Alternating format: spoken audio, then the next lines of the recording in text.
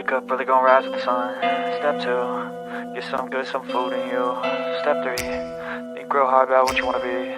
Step 4, everybody just do your thing. Wake up, today's gonna be a good day. Wake up, today's gonna be a good day. Wake up, today's gonna be a good day. Wake up, today's gonna be a good day. Wake up, today's gonna be a good day. Wake up, today's gonna be a good day. Wake up, today's gonna be a good day. Wake up, today's gonna be a good day. Yo, set your affirmations, aspirations. I got shit to do, the aftermath of preparation. Good food, good mood, blood in circulation. One step at a time, yeah, that's how you make it. Set a goal you control and the steps you take them. I try to pick one thought, have some concentration. And if I make a mistake, it's called education. I try to do this every day, call it replication. Wake up, today's gonna be a good day. Wake up, today's gonna be a good day. Wake up, today's gonna be a good day. Wake up, today's gonna be a good day. Wake up, today's gonna be a good day. Wake up, today's gonna be a good day. Wake up, today's gonna be a good day. Wake up, today's gonna be a good day. So life ain't easy, yo, I think there's a reason though. Ups and downs, just like every different season, yo. Sometimes I'm high, other times I'm barely breathing, though. I always gotta fight and hide from the demons, yo. Negative thoughts are poison, they rot. Head full of flaws, so here come the clouds. They'll never stop unless I can swap all the bad for the good in my head when I'm lost. Yeah, so I'ma fake it till I make it. Positive thoughts are overtaken, I got patience. One day at a time is how you operate a cadence. A flow, you grow, you show yourself a foundation. Stay away from all the shit that causes temptation. I know that I like to do it cause it's sensation. I live my life in my head like a narration. Don't expect greatness, do my best, man, I'll take it. Wake up, today's gonna be a good day. Wake up, today's gonna be a good day. Wake up, today's gonna be a good day. Wake up, today's gonna be a good day. Wake up, today's gonna be a good day. Wake up, today's gonna be a good day. Wake up, today's gonna be a good day. Wake up, today's gonna be a good day. Wake up, really gonna rise with the sun. Step 2, get some good, some food in you. Step 3, think real hard about what you wanna be. Step 4, everybody just do your thing. See, I don't know about y'all, but like for real, I don't mind being talked about. My problem come in when they start making stuff up. So you can talk about me all you want. It is what it is. You know, it's either I did it or I didn't. I said it or I didn't. Whatever the case is, I don't care. I let whoever think whatever, feel whatever. That's on them. You know what I'm saying? But it's the making up part. It's the lying part. It's the adding on to part that always get me. I don't mind being talked about. It's when y'all start lying that bothers me. Welcome to the Bullhorn Betty Coffee Club.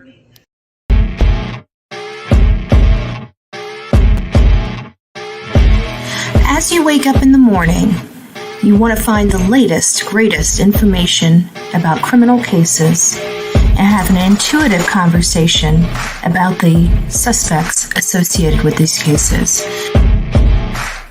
Head over to the Bullhorn Betty channel on YouTube.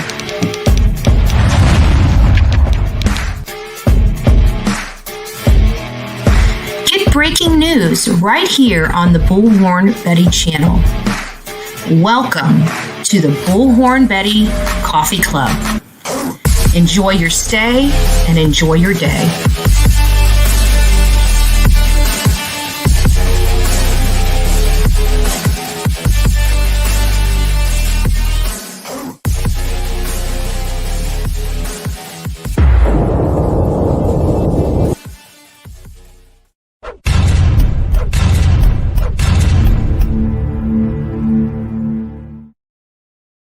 Well, hi everyone. I'm in office too. I slept in my own bed with my own pillow. It was wonderful. It was wonderful. It was wonderful.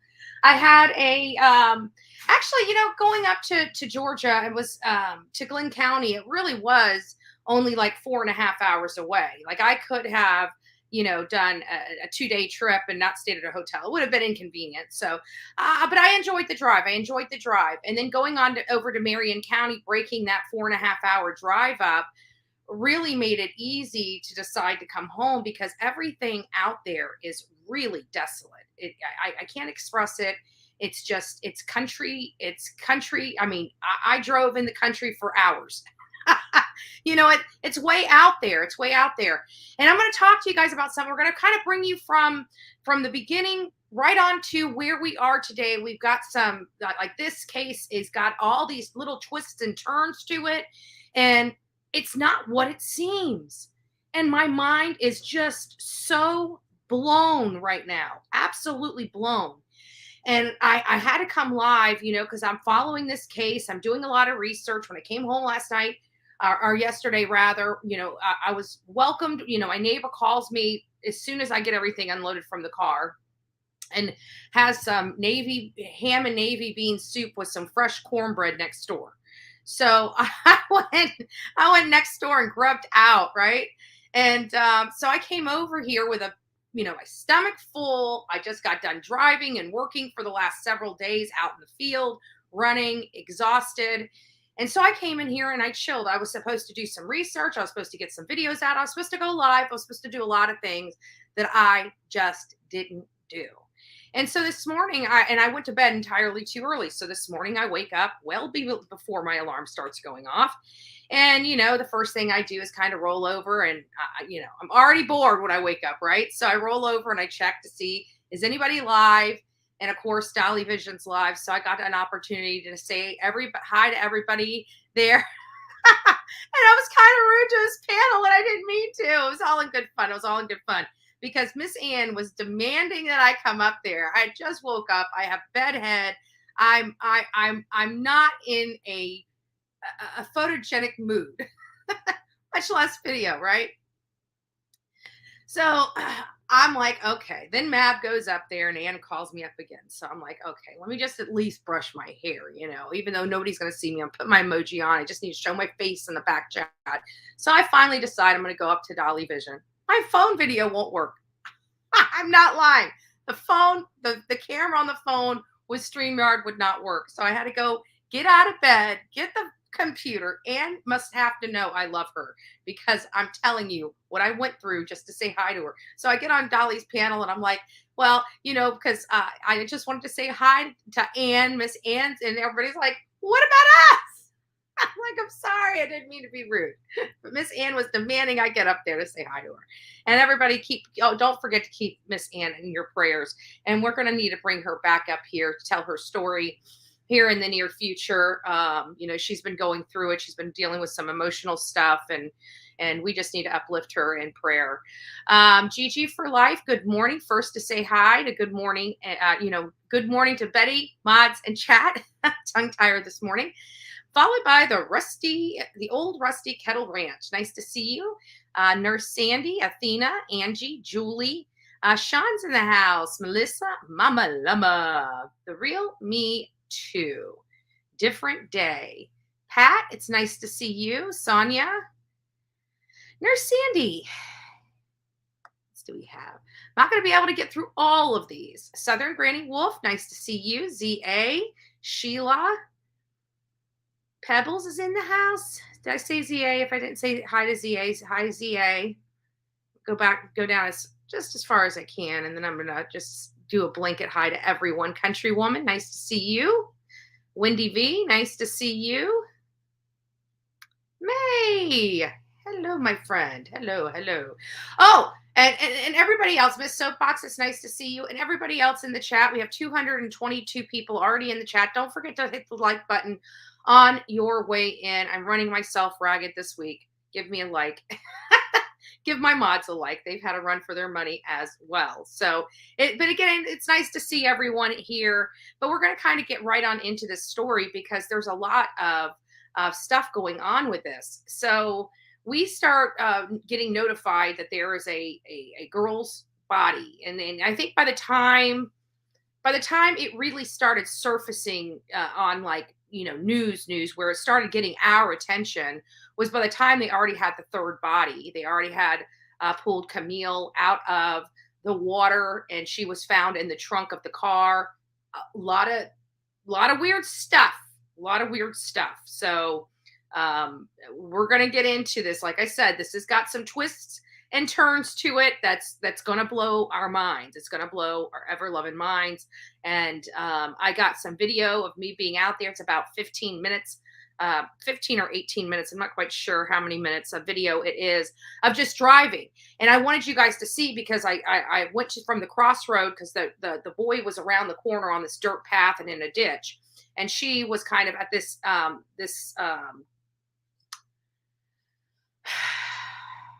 like dumpster. And it appears like she was thrown, because there's a little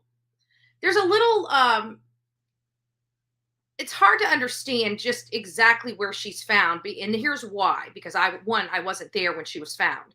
But two, I've got two news articles that are kind of not the same. So one is kind of indicating that she's in the dumpster. Like, actually, they lifted her up and threw her in the dumpster.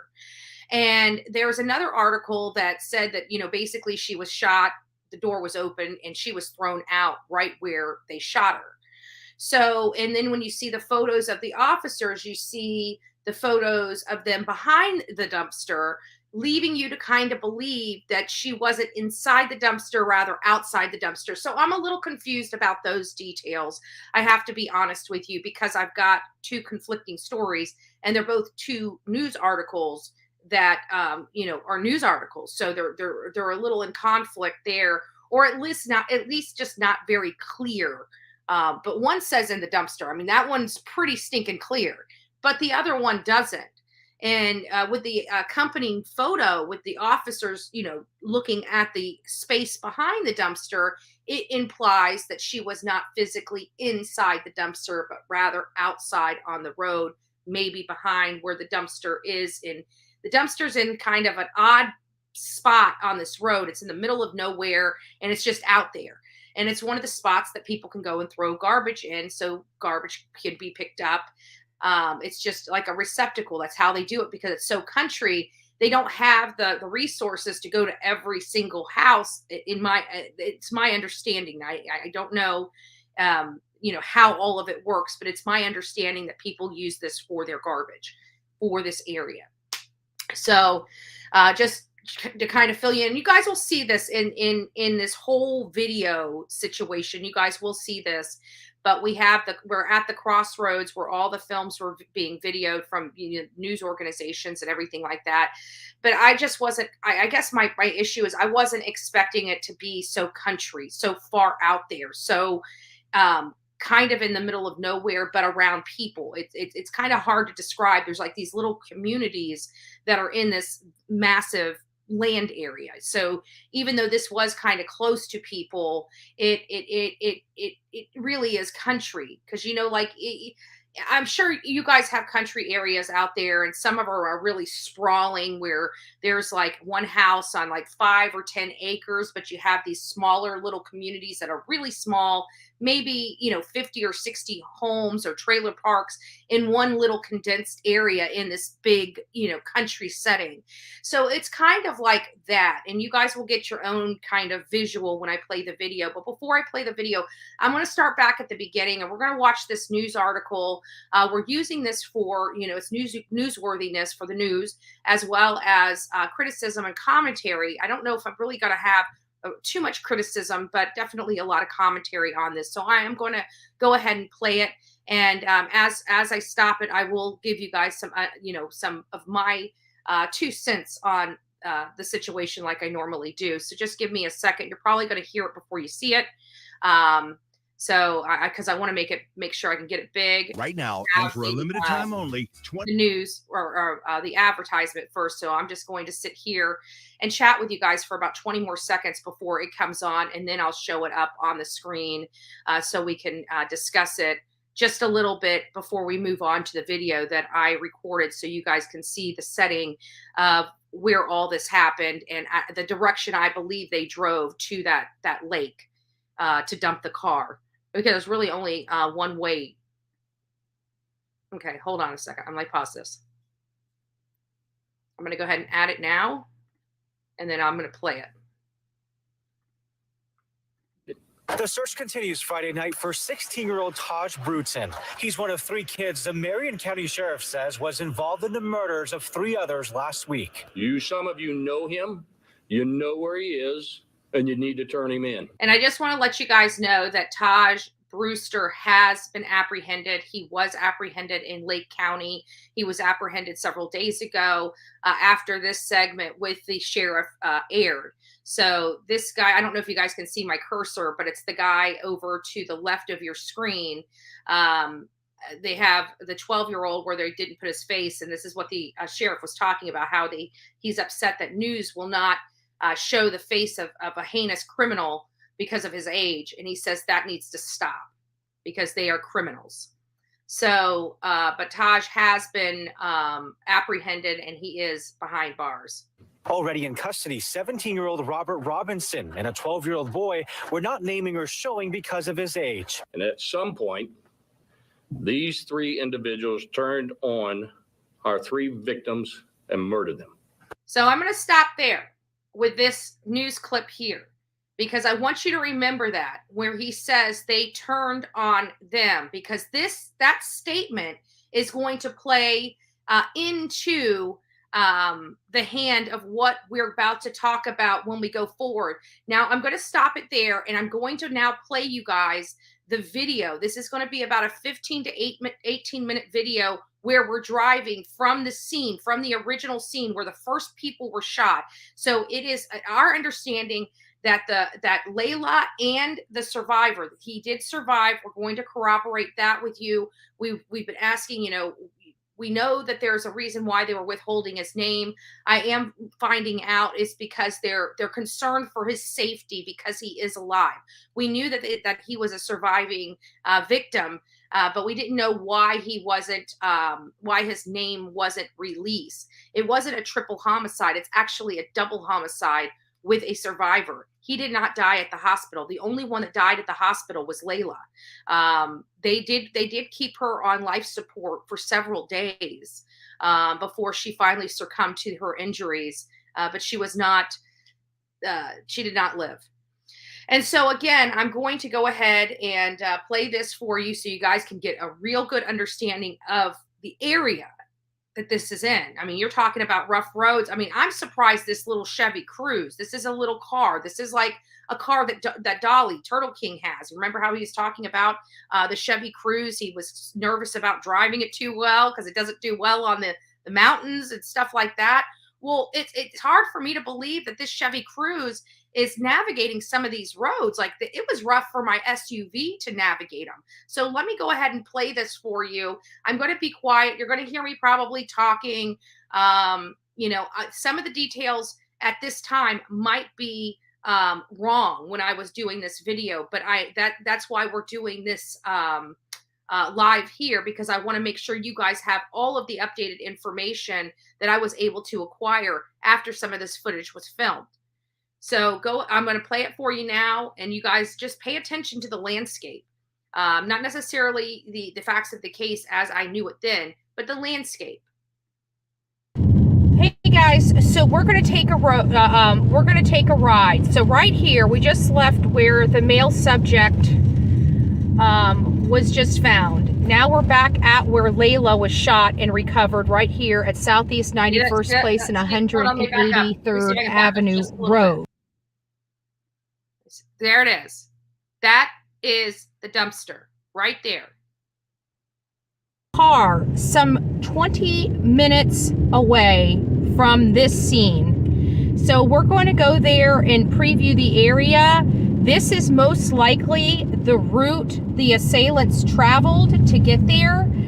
There's this is a rural area, so there's only so many places that you can, drive because it's rural. So we were just back on a dirt road. This is a very, it does have properties here, so it's not like it's unoccupied in this area. But what it is it's rural.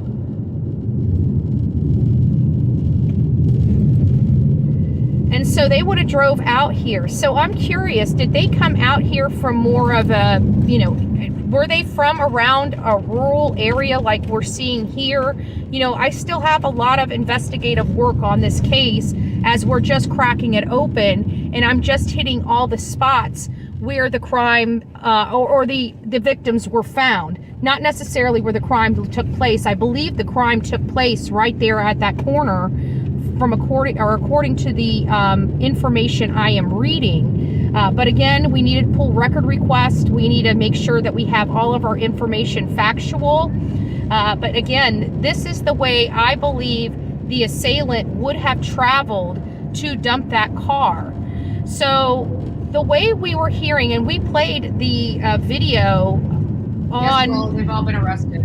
Our live on Wednesday morning, because it's Wednesday right now. It's Wednesday afternoon right now, but I don't know when I'm uploading this video. So for all intents and purposes, the date right now is, oh, my GP, or my cell phone, or my Fitbit just died. I believe today is the 12th. So it is, yes, Wednesday, April 12th. Wednesday, April 12th is when we are here. So we're going to be going to the dumping spot for the car. And if you guys remember, according to the information, that the Camille was found in the trunk. But getting back to the video we watched this morning on the coffee club, we heard a clip where they said, where it was basically reiterating the 12-year-old's statement. So the 12-year-old had a statement related to the case, and he was saying that the older guys, Taj as well as Robert, threatened him that if he didn't off Camille, that they would kill his family. That's what he told law enforcement. He also told law enforcement that the reason why he had to kill Camille is because the other two believed she would snitch on them for what they did, and that she was sitting on the back of the trunk on her own volition, her own free volition. That means she was there willingly, and she was there when the other two were shot, and she did not try to flee. So that's a big problem for me. I understand she is a victim of this crime, but it also sounds like she may have been a perpetrator of this crime as well, and she lost her life because they were worried that she would not be able to keep her mouth shut, and she would snitch on them, causing them to be caught and arrested. Well, guess what? They were caught and arrested without killing her. I would have loved to see if she was responsible for her to be behind bars and not be considered a victim in this matter, in which she helped set up two of her friends to be executed. So I'm really hoping that that is not the case, but we will find out. We will get to the bottom of this, and we will find out, is she an assailant that was also killed, or was she truly just a victim? We are very curious about that. God bless each and every one of you. Until next time, please be safe and kind to one another. But I realized I needed to still film. I guess it's not until next time, because we still have about 13 more minutes to go. 13 more minutes to go. So this is a distance away from that area, but as you see, it's country out there.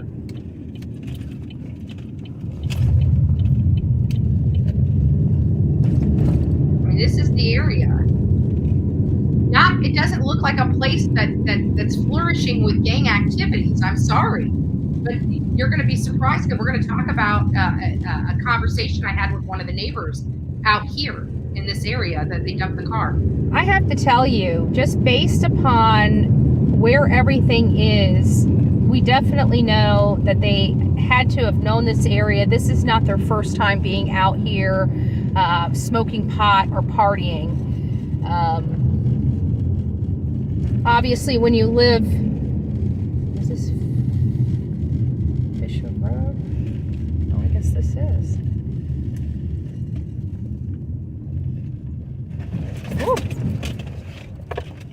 This would have been rough to try to get the kids.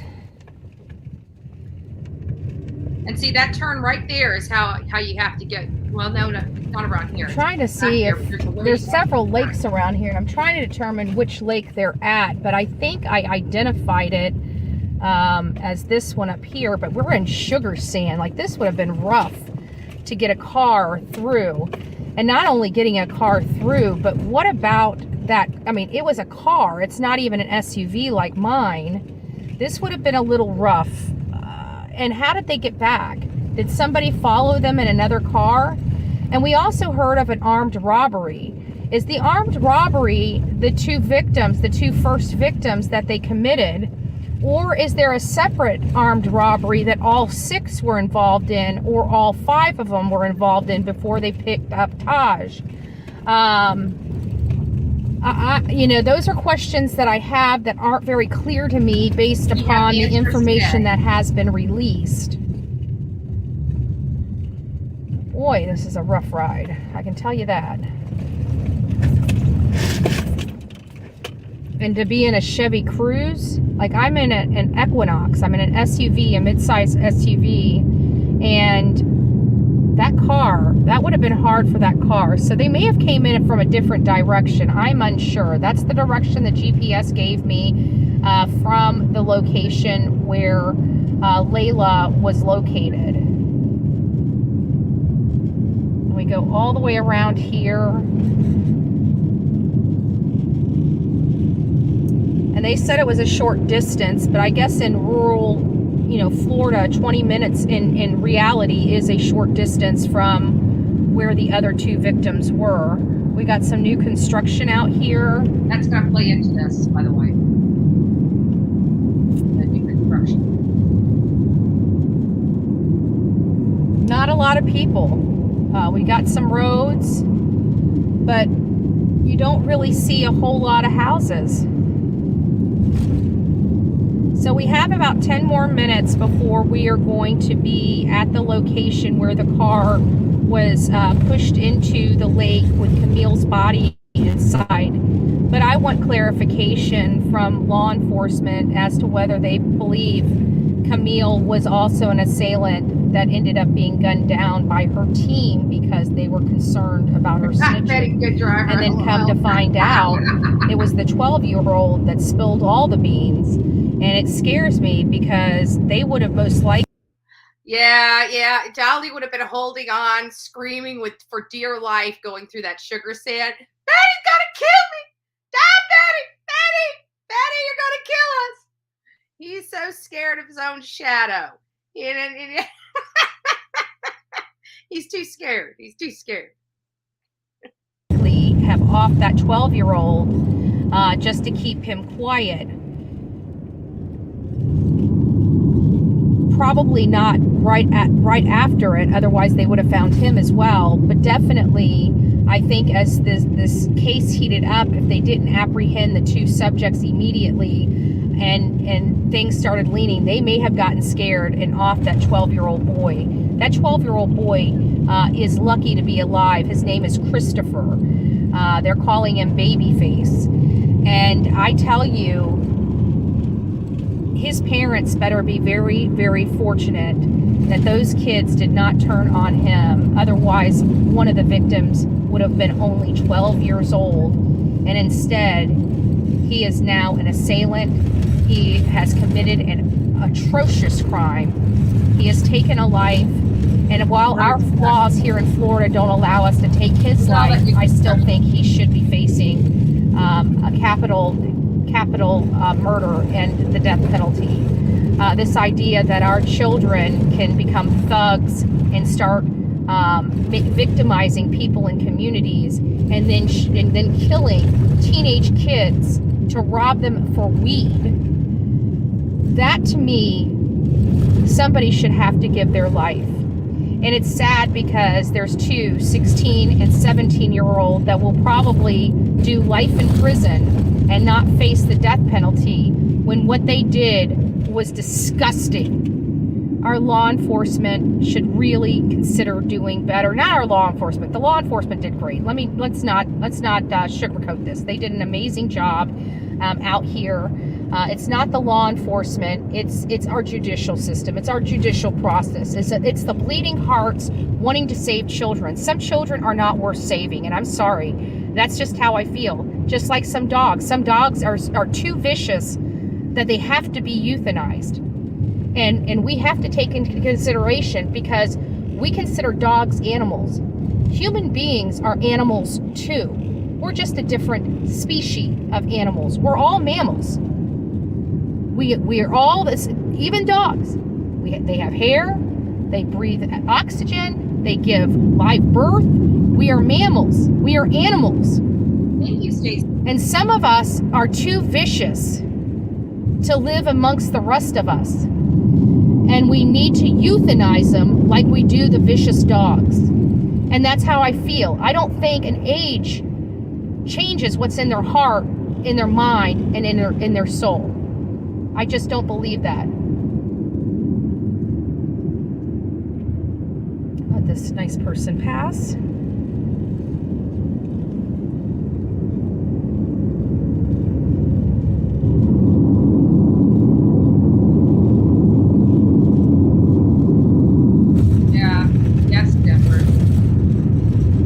It's hard to cover cases when you have a perpetrator that's so young. About 5 minutes away. But I wanted you guys to see the drive, because I truly believe that's how they came in, because that was the quickest path out here from the location they were at. That road we were on didn't go any further. It went to a private property, so it's not like they could have went there. So it is my belief that this is the path that they took, even through that sugar sand that I was talking about.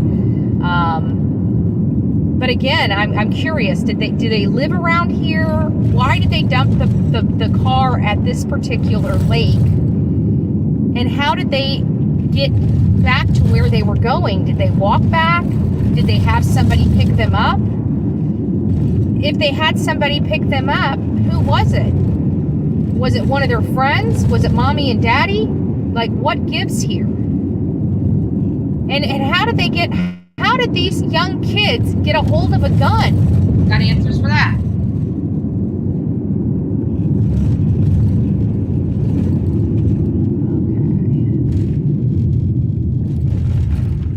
Okay, we're getting close, guys. As you can see, these roads are rough out here, and I can't even imagine a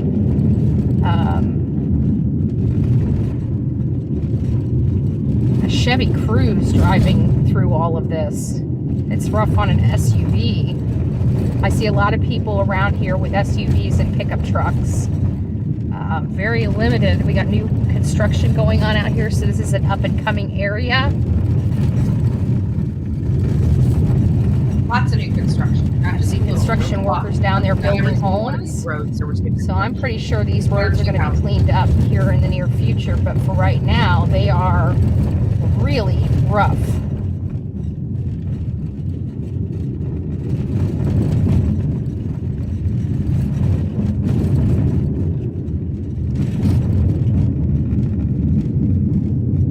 All kinds of new construction. Every house out here is just about brand new. Don't forget to hit There's the like one button. or two. Look at all that. New construction, and everywhere out here is new construction. So they're building up this rural area, and it looks like it's going to be a pretty good community once, probably in another 20 or 30 years. Boy, this is rough.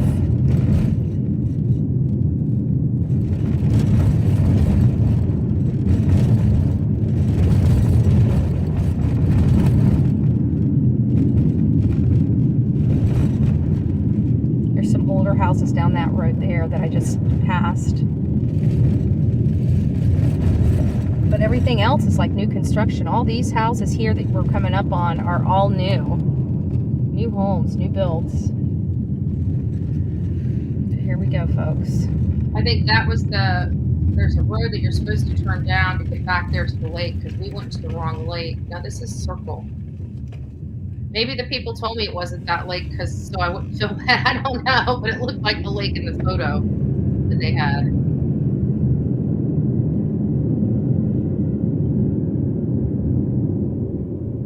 Yeah, the roads are really bad in this area. Like I said, like they have some cars there, but I don't. I mean, I can't imagine what kind of condition those cars could Saying be in. I mean, it was rough on that the last few weeks. lake that they were in is straight. So this is odd. So there's a fence up. So I'm unsure. That's the area that I have for the lake.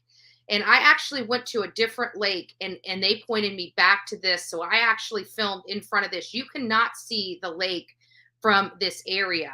I don't know if you can see my cursor or not, but right straight ahead in that driveway path, there is a fence.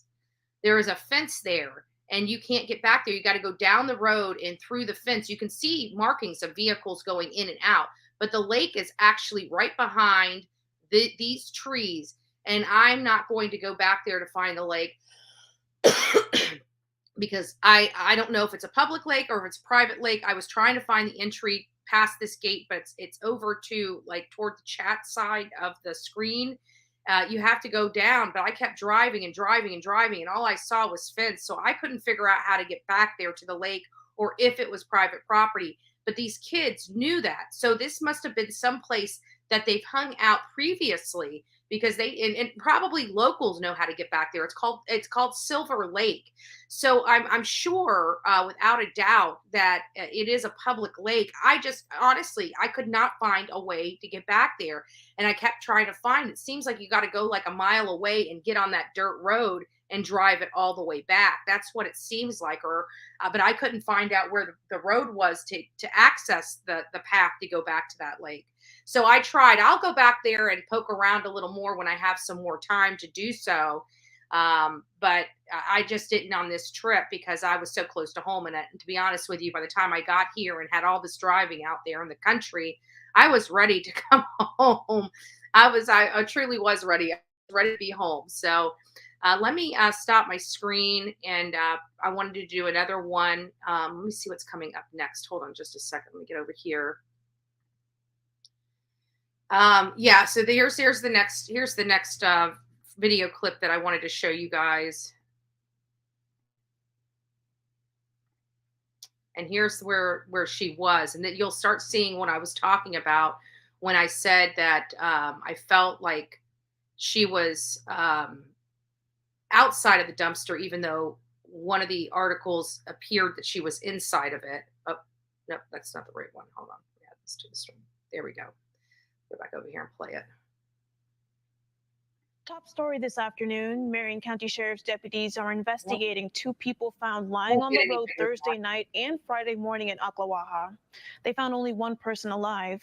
TV20's Ethan Badowski is joining us live from the Marion County Sheriff's Office. Ethan, can you share how deputies found these two people? Both of the people were found on the side of the road, and deputies say one of them survived being shot in the head. Marion County Sheriff's deputies say they found the road right there. That's the dirt road that the boy was found. It was really there. It butted up to there was a few trailers out there, and as you've been around that dirt road, it goes to a private property. So I couldn't pull up. I had to like literally turn around in the road to avoid encroaching on private property. So it was really weird. Not every road out here is paved, just to let you know. The two people about 4 miles apart. A teenage girl was found last night near Forest Lakes Park. There it is, right there. You see that? One article said that they found her in the dumpster, and it said in the dumpster. I reread it to make sure I understood, because it was my understanding that she was shot and basically pushed out of the car, and she laid right where she was shot. So seeing them crouching down and looking behind the dumpster almost makes me believe that she was found on the outside of the dumpster. But again, it's unclear to me specifically where the location of Layla's body was actually found. on Southeast 183rd Avenue Road. The other, a man, was dead when deputies arrived early this morning. This was near Southeast 94th Street and 188th Court. I spoke with a teenager who says the girl who survived is named Layla Danielle Silvernail and says they've been best friends since they were 3. MCO officials. So I think it is a triple homicide now that I'm hearing this, because it wasn't the guy that survived. I do know she went to the hospital and she died days later. So all 3 are dead. Confirmed Silvernail. I thought all 3 were dead, but then when I was hearing and reading another article, it implied that, but I forgot that this was from March 31st and she died after that. Is 16 years old. When I heard, I was stunned. I had to go into the hallway.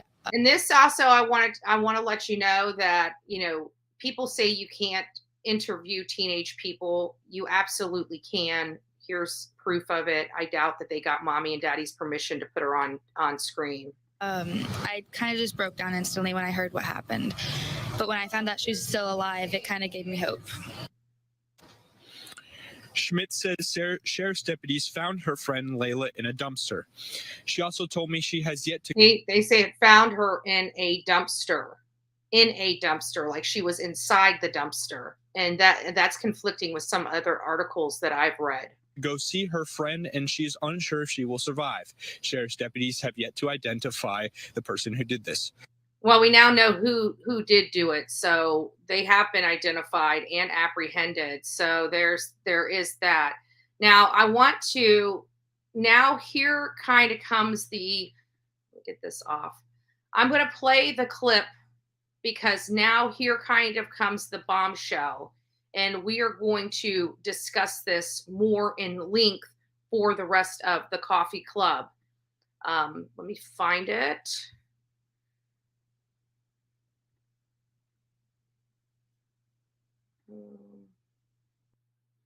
I don't want to play that one. We don't need to. I think this is the one right here that I want to play. Okay, I found the one I want to play. So we're going to play this one next. Yeah, that's it. So this is probably going to come up. I don't know if there's going to be a commercial before, but I'm going to go ahead and pull it up now. And we're going to play this, and then we're going to discuss. This is kind of the bombshell one. Like I said, we're probably going to have a commercial because it's restarting. Snap your W-2 and file your simple tax return with both Fed and State for free. See if you qualify. Get the TurboTax app now. Start with more details about the murders of 3 teenagers in Ocklawaha. Some confessions are coming from the suspects themselves. TV20's Emma Delamo tells us why the case has residents on edge. It does raise a concern. Ryan Murphy has been living in Ocklawaha since last September. He says he's never heard of a crime. And that's where we took a picture of, and I'll show you guys that picture here in just a little bit. I'm like this. Just going to the store and you're hearing 3 kids and passing and shooting, it does raise alarms. 16-year-old Layla Silvernail, 16-year-old Camille Quarles, and an unnamed 17-year-old boy were shot and killed back on March 30th. They were planning on committing robberies with the 3. I want you to hear that. They were planning on committing robberies. We're going to go back to that in just a second. Let me see if I can back this up just a little bit. 3 were planning on committing robberies with the 17-year-old boy were shot and killed back on March 30th. Listen. They were planning on committing robberies with the 3 murder suspects. 12-year-old Christopher Act. Did you hear that? All 6 of them were going to commit robberies. And it is possible that they have already all 6 committed robberies in the past. All 6 of them. That includes Layla Silvernail, Camille, and the unidentified other 3rd victim. You did hear that correctly. Atkins, 16-year-old Taj Bruden, and 17-year-old Robert Robinson. Reports released by the Marion County Sheriff's Office reveal Robinson told detectives Layla made a wrong turn, and while she was making a U-turn, was allegedly shot by Bruden. Layla crashed into a dumpster where her body was found. She was taken to the hospital but did not survive. According to witnesses, someone got out of Layla's car, got into the driver's seat, and sped away.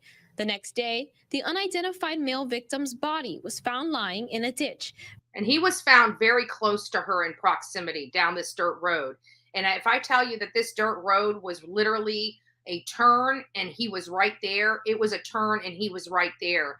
A little shocking. It took, a day, an additional day to find him and locate him, because he really was, even though he wasn't right there with her, he was in very close proximity to her, literally right down the road. Bruden allegedly shot him too. On April 1st, detectives found Layla's car partially submerged in a pond and Camille's dead body in the trunk. According to the documents, the 12-year-old suspect told detectives he was forced to shoot one of the victims. If not, his family would be killed. Sheriff Billy Wood says Atkins and Robinson shot Camille. Robinson told detectives the reason is because, quote, she was going to snitch on us all. And they probably felt that if they just let her live, at some point she would tell. Atkins and Robinson were arrested and taken to the Juvenile Detention Center for questioning. And what is sad is you look at these individuals and you don't see, like if you and I, that they know the decision in which they made or the consequences for that decision. Bruden is at the Marion County Jail. Reporting in Ocklawaha, Emma Delamo, TV 20.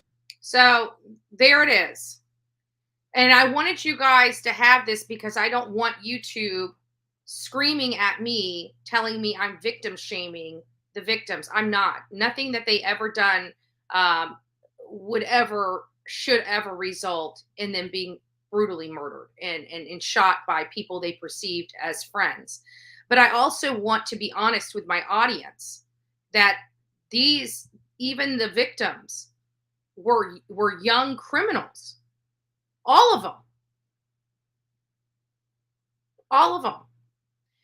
And when we were talking on that road trip that we just saw, that wide, that twist and turn down that road, that 18-minute video that I showed you of the roads being bumpy and everything like that, and showing you where I identified the lake, and I actually went to a different lake and filmed because I thought that must have been it. You could see tire track going right into the lake.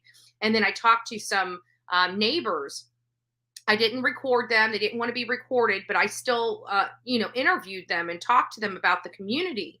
And remember how I told you as we were walking through all this new construction around there, and I said, this is going to play into it. So in all this new construction, apparently it's bringing some unsavory characters in the area. You would think that with new construction, you're bringing, nice new families into the community, that you're bringing, these are new builds, nice families would want to live in a 3-bedroom, 2-bath home, nice construction in a apparently quiet community. Well, what's happening is a lot of this construction is being purchased by renters, rental agencies and people that want investment property. And so they're renting it to people that don't, that aren't homeowners. And so they've had grow houses busted in this area. They have the neighbors said that this used to be a great community until all the new construction, and it's bringing in this riffraff because their rents are $1,500 to $1,800, which doesn't sound cheap to a lot of people.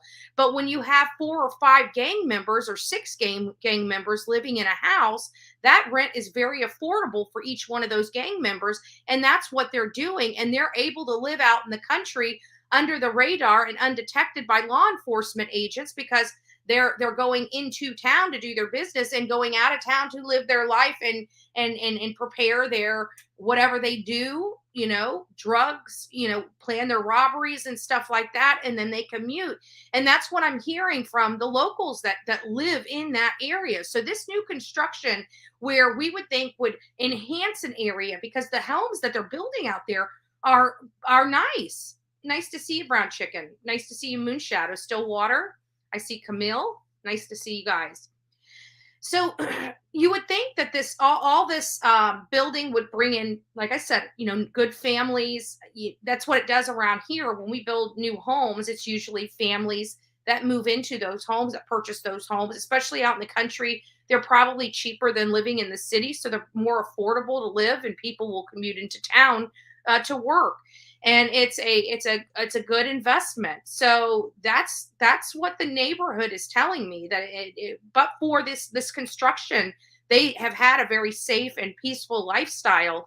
But with all this construction, this riffraff is coming into their community, and they are seeing an uptick in gangs out there in that rural area. That is a true statement. I even asked them, I'm like, I'm looking around here. That's my statement to them. I'm looking around here. And if you would tell me that there was gangs out here, I would have said you were lying.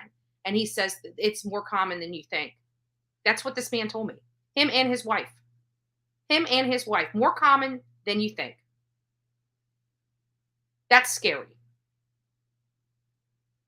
That's scary. So,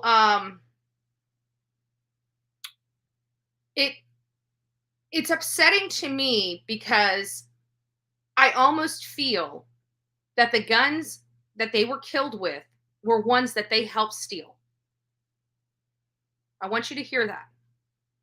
It's upsetting to me because I think the guns the victims were killed with were the same guns that they helped steal. Camille was used to riding in the trunk. She did it a lot. So I don't know what kind of crimes they've committed, but they committed enough crimes that when we heard that Camille was on the back of the trunk on her own free volition, no, we misunderstood what they said. She was inside the trunk on her own free volition. She rode in the trunk when they went to these to commit crimes. I about fell over. And why is the third victim, the 17-year-old, not being identified? That's what's concerning to me. And what crimes are the victims accused of committing with these other 3 boys that ended up being arrested for their murder? And why? Why did they decide to turn on him? Because it doesn't seem like anybody had a vehicle except Layla. It doesn't seem like anybody had a vehicle except Layla. So the only way they were getting to these crimes is through Layla's car. And they just killed and dumped the one car that they had for these crimes. Maybe they thought the heat was going to be getting hotter. Maybe they figured that the car was going to be identified in one of these crimes. And they knew that the 3 would end up turning on them and snitching on them. They didn't trust them. I'm curious if it's not for racial stuff, but I'm curious if the third victim was a white boy or a black boy, because it seems like they executed all the white people in their group if this third boy, was also white. So I don't know if that's going to play into this at all. Or not, but I am curious about the identity of the third victim, because I'm curious, did they, how did they all meet? How did they all get together? What made them start planning these armed robberies and other things? I mean, they said Taj, when they went to pick him up, came out with a gun and a ski mask on. Like, he walked out of his house with a gun and a ski mask on. And nobody was in fear of him walking out with a gun and ski mask. That is odd to me. So these were all the things that I couldn't figure out yesterday, that I decided to do a little bit of searching on to find these answers, because all these questions were coming to me. And I was doing a lot of research on Maddie's case. I was doing a lot of research on Trent's case. And so I was going into here. So I was just now starting to peel back the onion of this case. And it is just, I feel bad for all the families and all the victims, but there's a piece of me that is just angry, to be honest with you. Kind of just like, what did they think would end up happening if they kept this lifestyle going? So I'm trying to weed through all these, feelings and emotions I'm kind of having with this case, because I feel bad, but I'm like, I just want to bend them over my knee and whip their butts. I mean, I'm angry. I really am. And this was so senseless. But to find out that all of them were colluding with each other to rob people, and it's just making me wonder why. Because typically kids don't go on these armed burglaries and carjackings, and that's where they acquired the guns from my understanding is through one of these burglaries. They were able to get these guns. I don't know if it was a smash and grab from a car or a house, but it makes you, the only time I start hearing people robbing people or doing these crimes is when they have a drug problem, like a significant drug problem, something that goes well beyond marijuana consumption. So is there more going on here with these kids that nobody knows? Are they on something that their parents don't know? Are we going to get toxicology reports for these kids? Were they under the influence at the time that this happened? If so, what were those influences? So you could see this story, it does have a lot of twists and turns to it, a lot of craziness to it. I'm going to open up the phone lines. Give me just a second. I will open up the phone lines so we can get your input from all of this. I don't think I have the phone lines up yet. Let me get them up. Google Voice.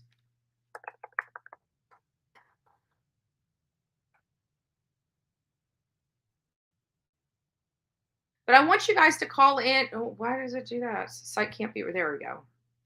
That scared me for a second. I'm like, site can't be reached. I got to clean. I cleaned off the computer, by the way, guys. I downloaded all the stuff from this computer onto a hard drive, so it freed up a lot of space, so I can start getting my videos. I couldn't even do videos. That's why we haven't had any videos, and I've got all this content here, and I want to do some videos, so I'll probably do those today.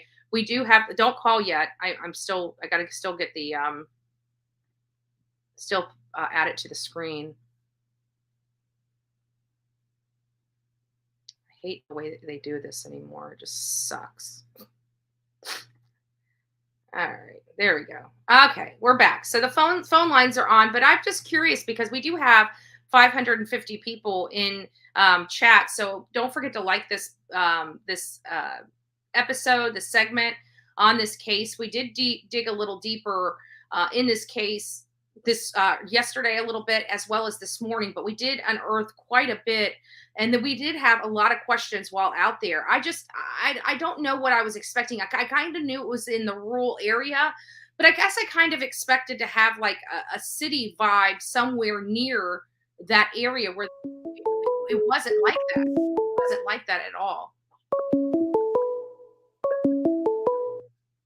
This is Betty. Hey, Betty, Turkey Man. How you doing? Hey, Turkey Man in the house. How are you doing? Oh, I'm doing well. I've been busy. Yeah. Been trying to keep up with you as much as I can, but you've been on the road, been hard to catch. I know. I'm exhausted. I'm glad I have one day down. I found out Leilani's hearing's not until 2 p.m. tomorrow, so I don't even have to leave tonight. I'm going to leave early in the morning, and I'm coming back tomorrow. Are you going to be able to get inside the courthouse? Oh yeah. We get inside the courthouse fairly quickly. But every time we have a hearing like this, the judge kind of rules on Rule 22, which is about the media. So she'll decide whether we can take audio, video, or if she's going to assign a pooled reporter to do that, and that pooled reporter distributes the video to everybody. Well, are there going to be any accomplices in this thing, you think? You think there's going to be anybody else No, that will be. no. I was hoping Gonna that be they would just get totally Billy hurt. Joe for lying to the court, perjuring herself, saying that she was going to take care of the kids, knowing that she was gone for weeks on end, out of state, and who was going to watch these children. I wish they would have gotten her on that, but it doesn't appear that that's the case. It seems like, so that's the only accomplice she had. I don't think Danny was a party to whatever she did to Quentin. I really don't. I think he was a party to knowing that she abused those kids. And I think he was part of, doing substances in front of those kids. But I don't think he was a party to injuring those kids, because even from the babysitter, when they saw him, they would run up to him and hug him. When they saw their mother, they would cry. Well, the thing about it is what's always kind of been a head scratcher for me in some of these cases, especially the Kylie Rodney case in particular, and this case here. They were people that were adults that was responsible, that's not being helped. Right. Yeah. And I mean, like you say, Billy Joe, I mean, she's the one that fought to get the kids and then turn right around and put it back in the hands of somebody she thought that they took away from. Yeah, she went to the courts and said her daughter was abusing these kids and using substances in front of these kids. So by her leaving these children with her daughter, she was, to me, saying that she was willing to accept that her grandchildren were going to be abused and witness their mother using substances in front of them. And she was okay with that, apparently. Well, you had video of them out there hanging out, really. Well, I looked at it. One thing I caught by watching you guys brought out what kind of lifestyle those kids lived in. Mm-hmm. And to think that they were partying like that on the heels of them knowing that their grandson was dead in a landfill. I mean, to me, I would be home. I wouldn't want to see anybody. I'd be home crying. Definitely the last thing I'm thinking of is having a cookout and people over and drinking beer. Well, then what? They took off and went to some place and partied, kind of slipped away from everybody and Heidi Island. Yeah. Heidi Island. There's a lot of things that you guys, I scratch my head at some of your people that hate on you, but we all got that. I mean, we all got it. Yeah. This really and truly trying to be a assistance to help people. I'm struggling big time and trying to do what I'm trying to accomplish, because there are things out there that people spend money for. I'm trying to help them cut budget and be able to do things that make things and do things. And it's hard to go, Yeah, I can tell you that, if I need to go to one of these cases and I don't have the budget, I have a budget for a rental car or just to get my car there, I'd sleep in my car to cover a case. Like, but we have to budget. And that's how I'm able to do a lot of these cases, is I give myself a very strict budget and I stick to it. Otherwise I would be sunk. We scratch pennies together now, but at least we're able to do the work. That's the way I look at it. There's a path to do the work. Well, I tell you what, I do appreciate, all you guys. I've enjoyed being part of the coffee club, so to speak. We love having you. We love having you. I tell you.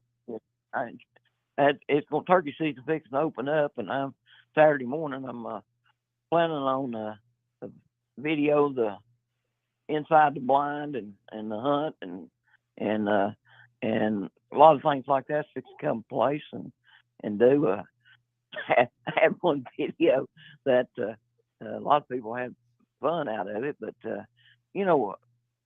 election posters. I don't know if you've seen this or not. Election posters, in November, everybody, they'll have those posters, vote for dog catch, whoever they are. Well, I collect them, and they make outstanding targets. And And it doesn't matter if it's this side or that side. It's not a negative thing. It's something that you can stick in the ground. You can put a piece of cardboard on if you want to. I put a turkey's head about 6 or 8 inches long. A turkey head. That's what you shoot at. Yeah. And I take a piece of duct tape, stick it on a poster. Take your aim and practice. Yeah, and pattern it. Because them choke tubes are so tight. If you get a turkey in 10, 12 yards, they're so tight. You could actually miss that turkey. And so stuff like that, we've been doing and having fun doing it. But I think I would like a fresh turkey, like nothing. You always talk about freshest of fresh, and I have to think that a fresh turkey, that there's no other taste like a fresh turkey. There's not, and that's what a lot of people don't understand. What we harvest, we consume, and I've tried everywhere in the world to duplicate going down here and getting a butterball turkey and doing it and cooking it same way I cook the wild turkey, and it's different. But I like to breast out the turkey, wild turkey, and breast it out and cut it into like strips, like oh, nice. Okay, like chicken strips. Yeah. And so then I mix flour up and salt and pepper in it, and bread it up and take peanut oil or like a fried turkey. Oh, that sounds good. And drop it in, and it has such a good taste that I've tried to go duplicate that. And of course during turkey season, now of course I try to keep me two. One, I call them Thanksgiving and Christmas.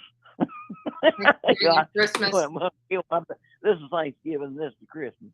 I put in the freezer. During turkey season. So we have fun. That's what it's all about. Is we take ourselves too serious sometimes. I agree. I think that we forget how to dance in the rain. Well, yeah, and too many people out there trying to kick dirt on people. And I mean, hey, we're just people trying to get through. We're trying to get through life best we can. Yep. And do the best we can, and that's all we can do. That's all you can do. But and keep a positive attitude. It always makes it better as long as you have a positive attitude and don't let anybody get you negative. That's it. And you put out something, and somebody just, nobody, even looked at it. I thought, man, we put a lot of work in that. There's some knowledge went in this thing. Yeah. But anyhow, well, you just keep throwing paint on the wall. I want to tell you this before I go. Can I tell you something before I leave? You sure can. Floor's yours. Okay. My dad, he's been gone since 2017, and here a while back, a few weeks back, usually on Saturday, Sunday night, I have a restless night because having sermon on Sunday and all things that's on your mind.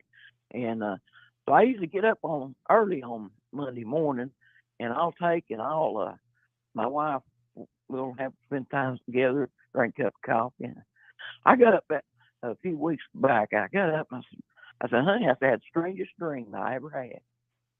I said, no sense. It made no sense at all.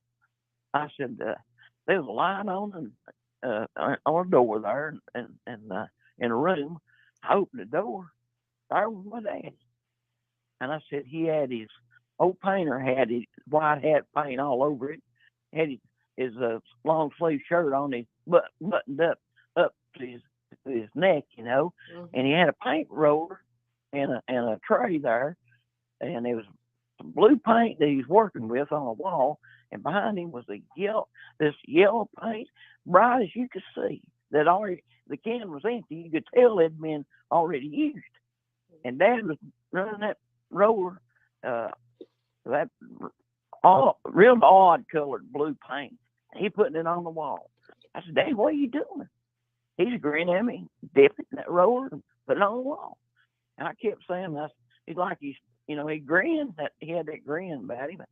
And so I walked in. There's a doorway on the other side.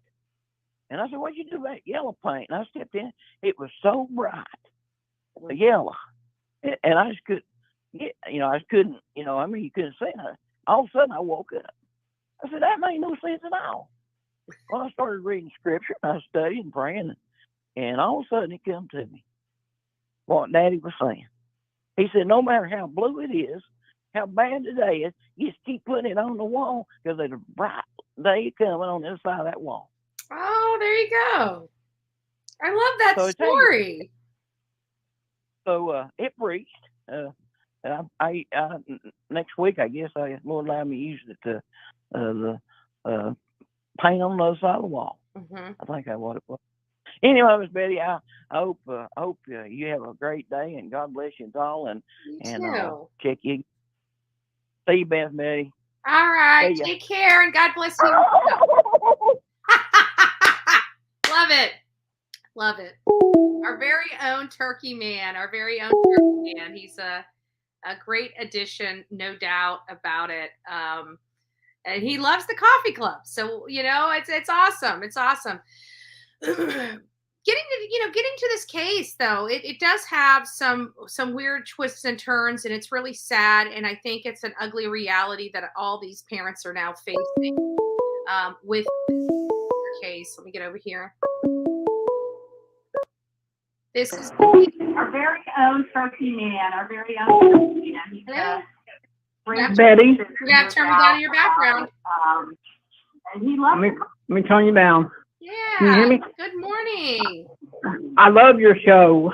I've been watching you since the Gabby Petito. From? I'm calling from Tennessee. Oh, nice. And I got noticing the pictures that you took. The dumpster is locked in that alleyway. It is locked. Yeah, but it could have been locked after the fact as well. They may have locked it as part of, so nothing was disturbed inside the dumpster in that photo. So that could have been because they were about to move it to process the dumpster. I can tell you that there was a dumpster at that location when I was there yesterday, but I'm pretty sure it's a new dumpster. Yeah. So I've been watching you for I love the coffee club, so I get up every morning and watch it. So. Oh, thank you. What do you think about this case? Like we're now starting to get a lot more information coming in, and it looks like all of the kids were up to no good, and it seems like 3 of them decided to turn on the other 3. Yeah, there's something. It's all kind of going around in a circle, I think. Yeah. There's more to what they're saying right now. I agree. There'll be more come out of the story. Yeah. So. And I think it's going to be a hard pill, especially for the victims' families to swallow. Yeah. When the reality kind of sets in, and I truly do feel for them. I truly do feel for them. It seems like they're I haven't met them, but they lost their kids. So how can you not feel for them? Yeah. There's more to what they're saying. Yeah. Well, I'll get off here and let someone else call in. Thank you so much for calling and letting me know that you've been with me for a while. That just made my day. I appreciate it, and God bless you. I first started watching you at Gabby Petito. Awesome. Yeah, we did. I think we did great work for Gabby Petito. Quite frankly, we did uncover quite a bit while we were out there. It was not just about the protesting, because we only did that 5 minutes every hour on the hour. I mean, we worked 55 minutes when those cameras went off. Yeah. And it was a lot of information, but it was not good that we were finding. Yeah.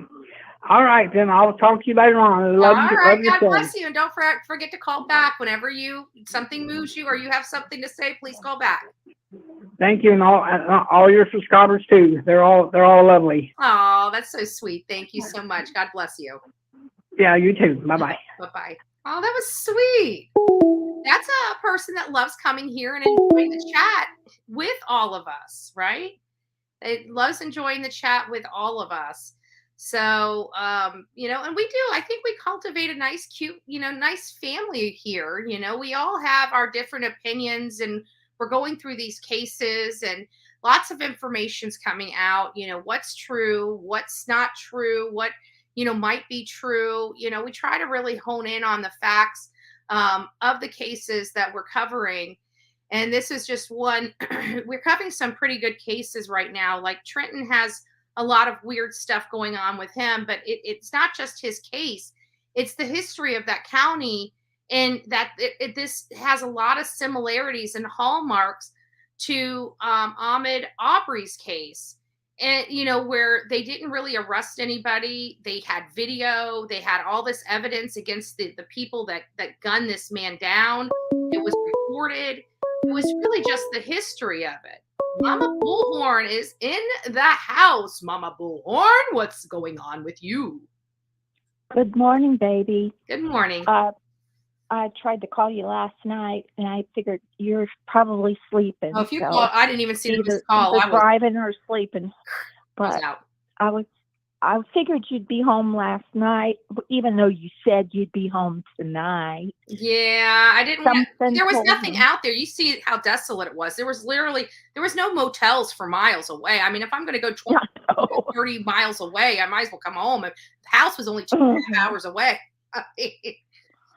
Well, it's hunting. It's a hunting territory. There's nothing. There is absolutely nothing, honey. But it also explains, if there was gunshots, why people wouldn't have been paying attention. One, especially if it was in the car, it would have been muffled. But it's country out there. People, even if it was right there, they would think it was backfire, firecrackers, or somebody in the woods shooting something. Well, that's like out here where I live. Right over behind the toy airport, miniature airport. They have a shooting, range, and we hear gunshots all the time. So you don't pay any attention to it. Right.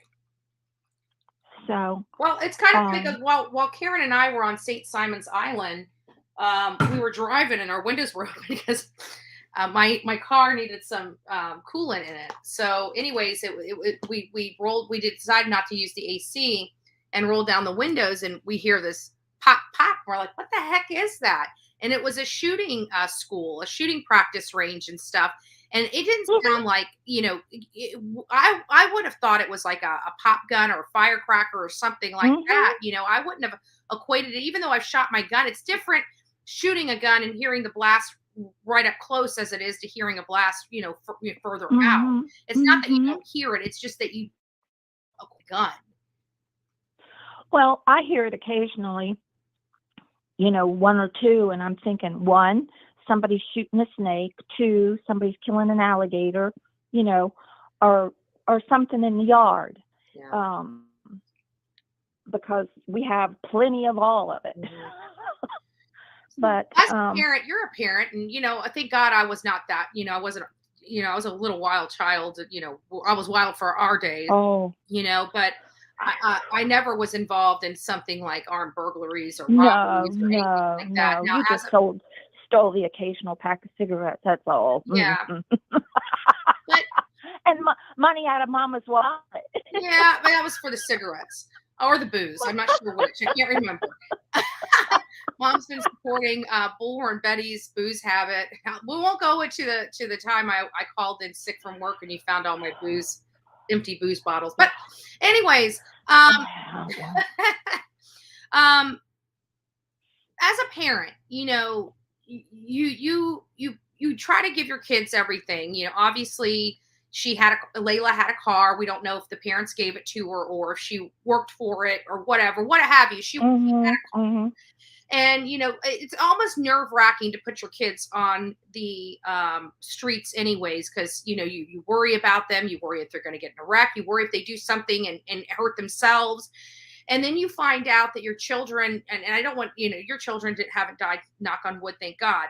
But what would you do if not only you found out that, one of your children were murdered, but that they were involved in armed burglaries, and you've got this, this child that's in sports and, it appear, loved by everyone. It just doesn't seem like this. Like, and I'm talking about Layla Silvernail. Now, I don't know her. I don't know her history. I don't know her personality. I know nothing about her. But she seemed, just like everyone. I don't want to discredit the other victims, but we don't know the boy, and we don't really know Camille. But how would you feel to find out that like I was dead and involved in armed robberies? I mean, I can't imagine the parents and what they're going through right now.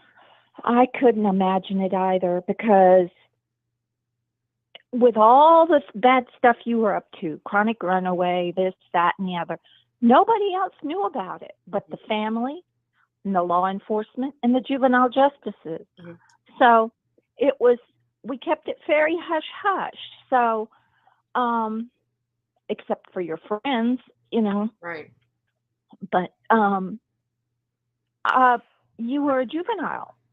I feel for those parents, and that it should be kept sealed, but it's gone public.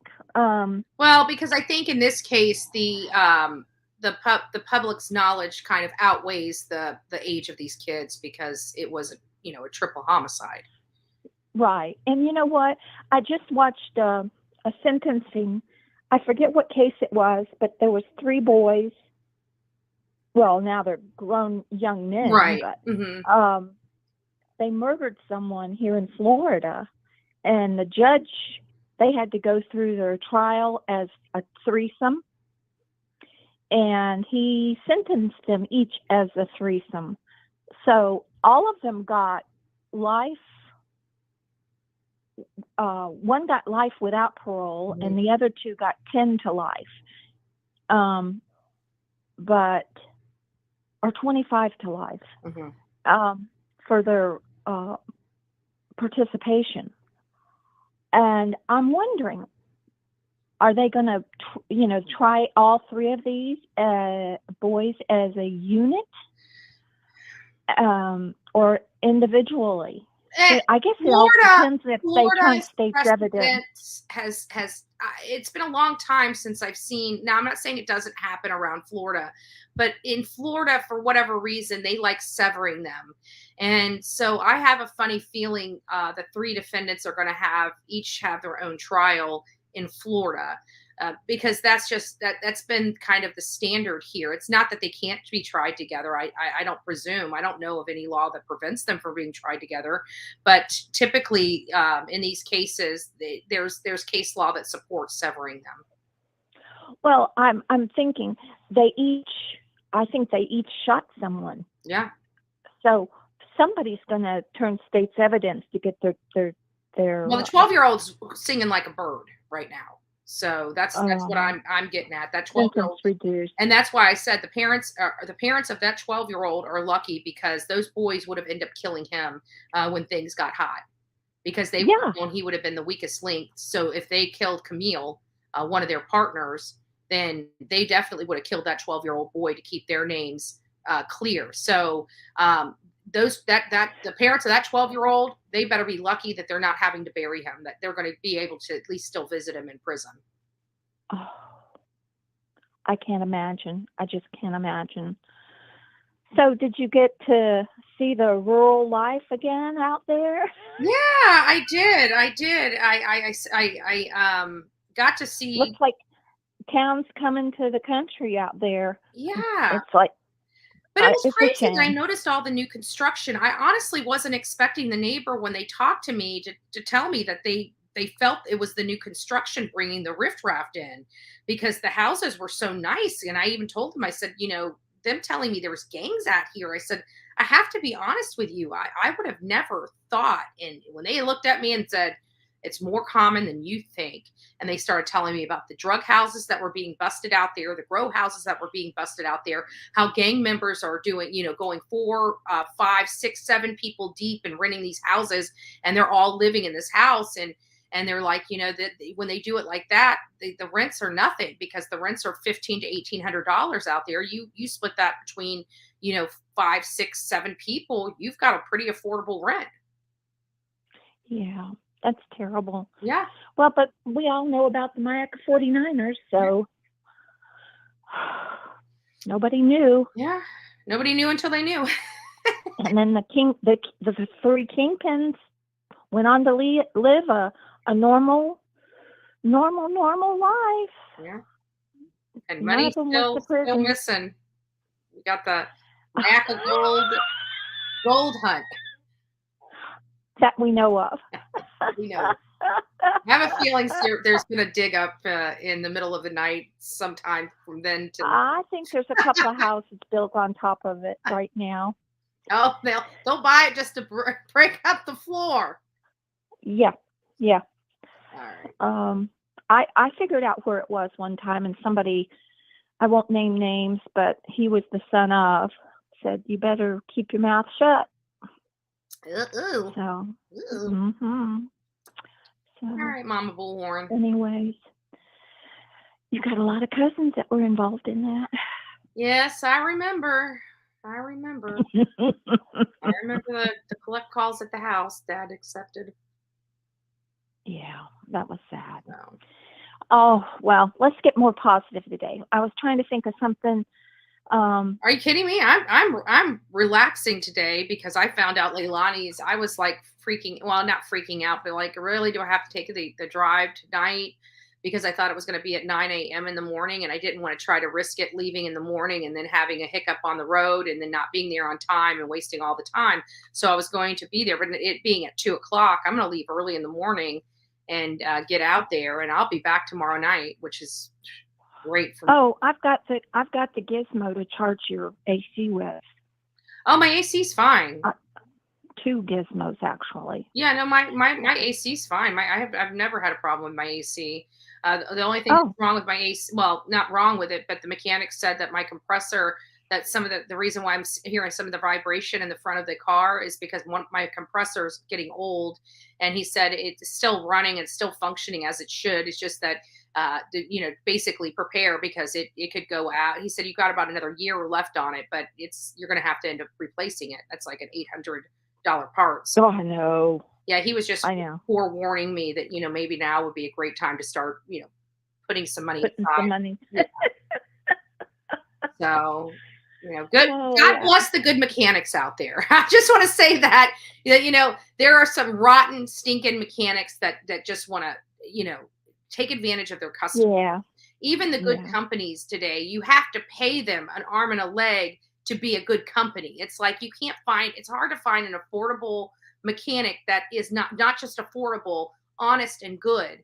So when I do find one that I feel, now that's just my feeling and my perception and the vibe I'm getting, I feel like I got a good mechanic now that tells me stuff. And I still work on my car because even as affordable as he is, it's still unaffordable for me in time, right. When I can do it myself. If I can do it myself, I try to. That's me and everything around this house. Yeah. Everything has been replaced, at least one. Every light, every fan, every pump motor, every. I need to buy better quality fans. Every garage. I've been in this house stuff. 12 or 13 years, and I've replaced the fans twice, and I got to replace one of the fans in the office again. Well, don't go cheap. I always buy a Hunter. Well, that used to be my business, so I always buy a Hunter. I could probably afford a Hunter now, but when you're trying to put 4 or 5 fans, I know. You gotta try to budget for that because spending $200 per fan, that can get expensive real quick. And I think I got all the fans for this house right under $400.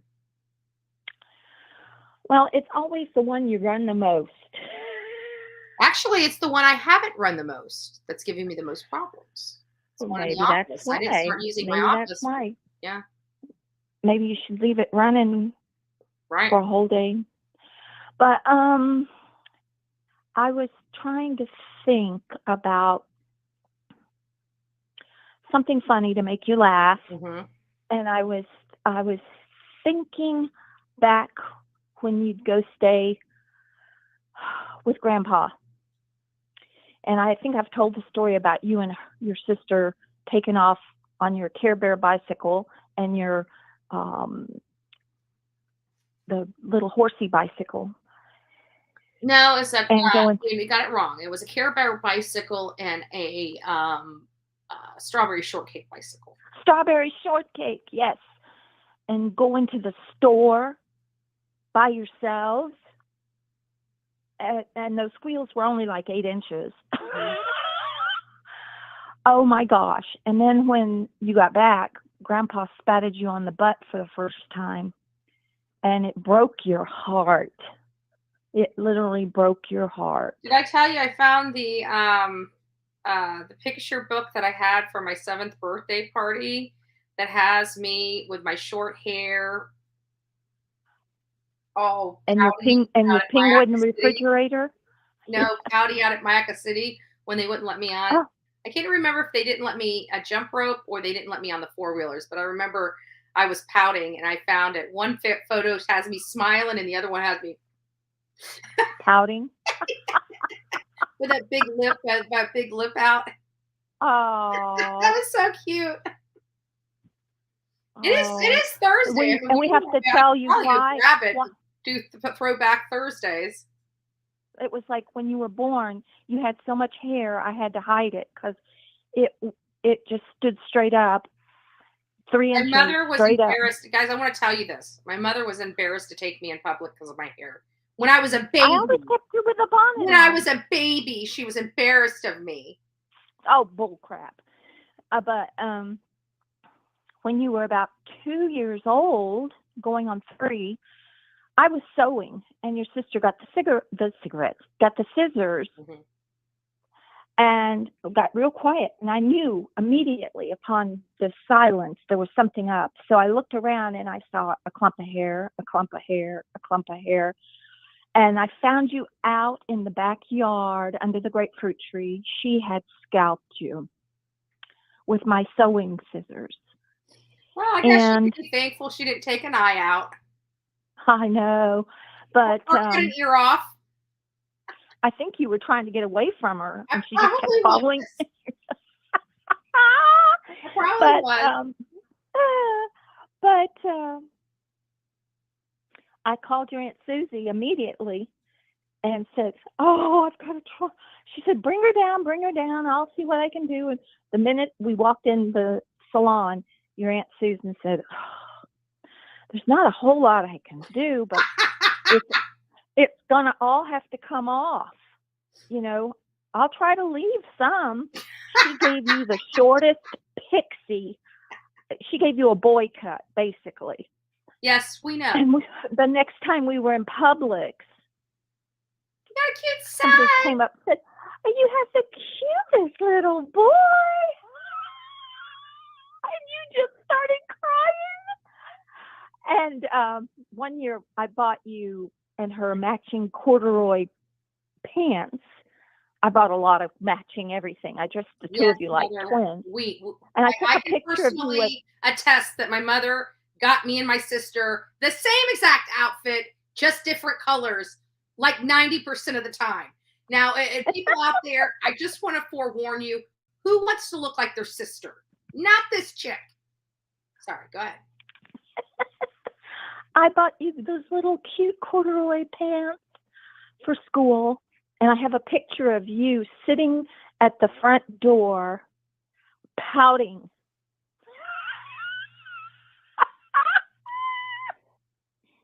The evidence my mother has about Bullhorn Betty. Mom, you should probably make a book. Oh, I am. I'm going to write down, because one of my dear, dear friends, he was a great, great nephew of my grandfather, and he lived in Louisiana, and we found each other only by accident for, the Florida history stuff. Oh, about 12 years ago. And he just passed away at 83. And I swear to God, that was the nicest man I've ever met.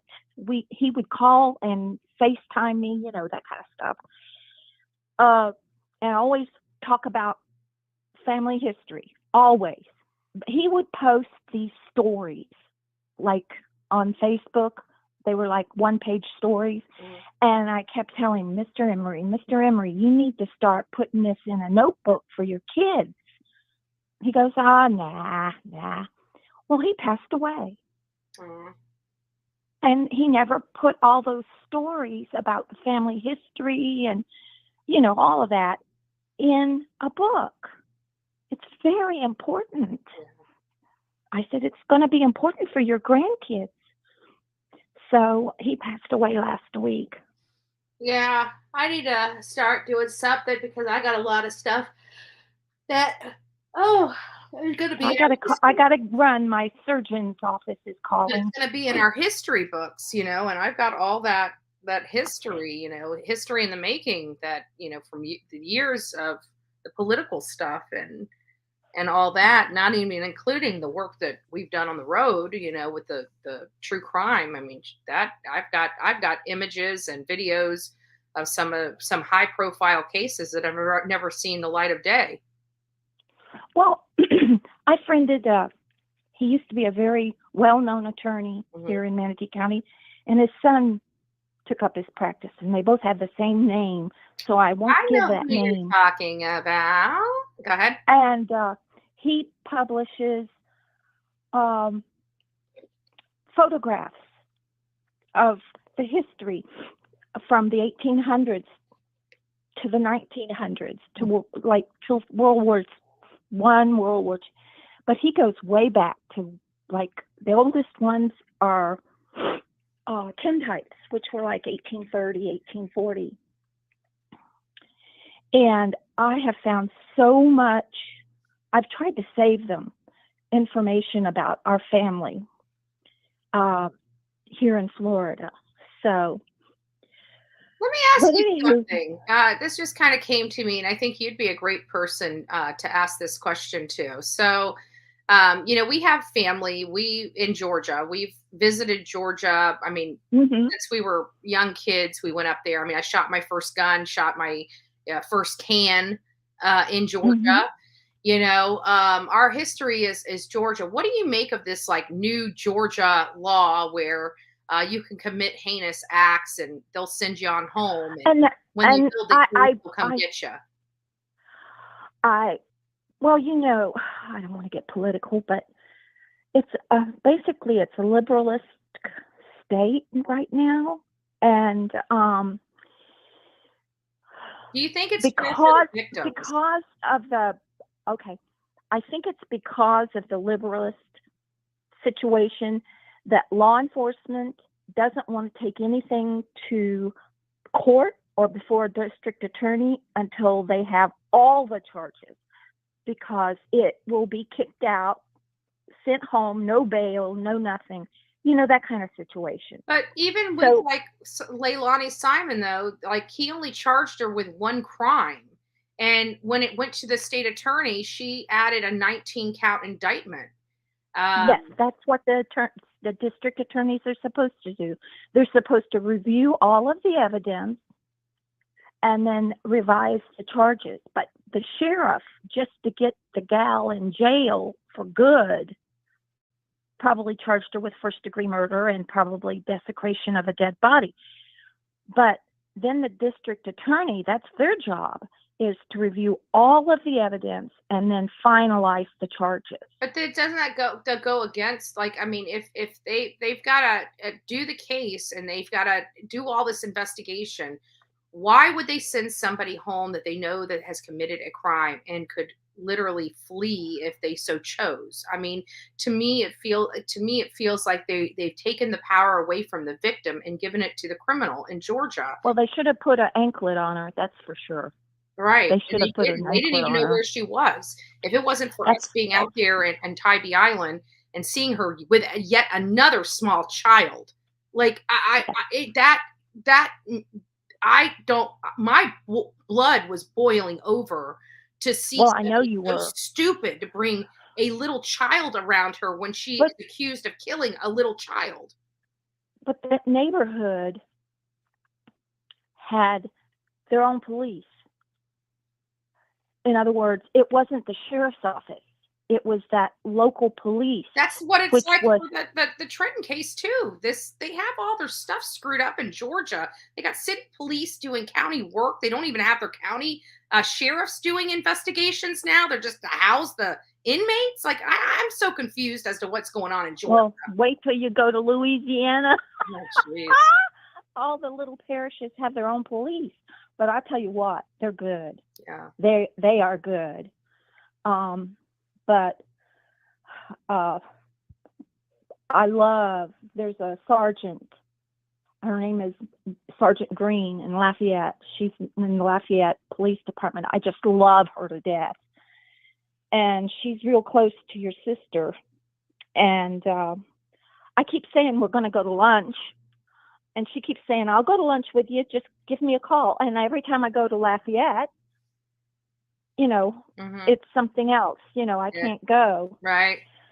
So last time I was there, she was on vacation. So, but anyways, gotcha. I just love, I'm like you. Give them some love. Okay. They do a hard job. Yeah. And even the beat cops and the investigators in these counties that don't arrest people and let them go home while they do an investigation, craziest crap I've ever heard.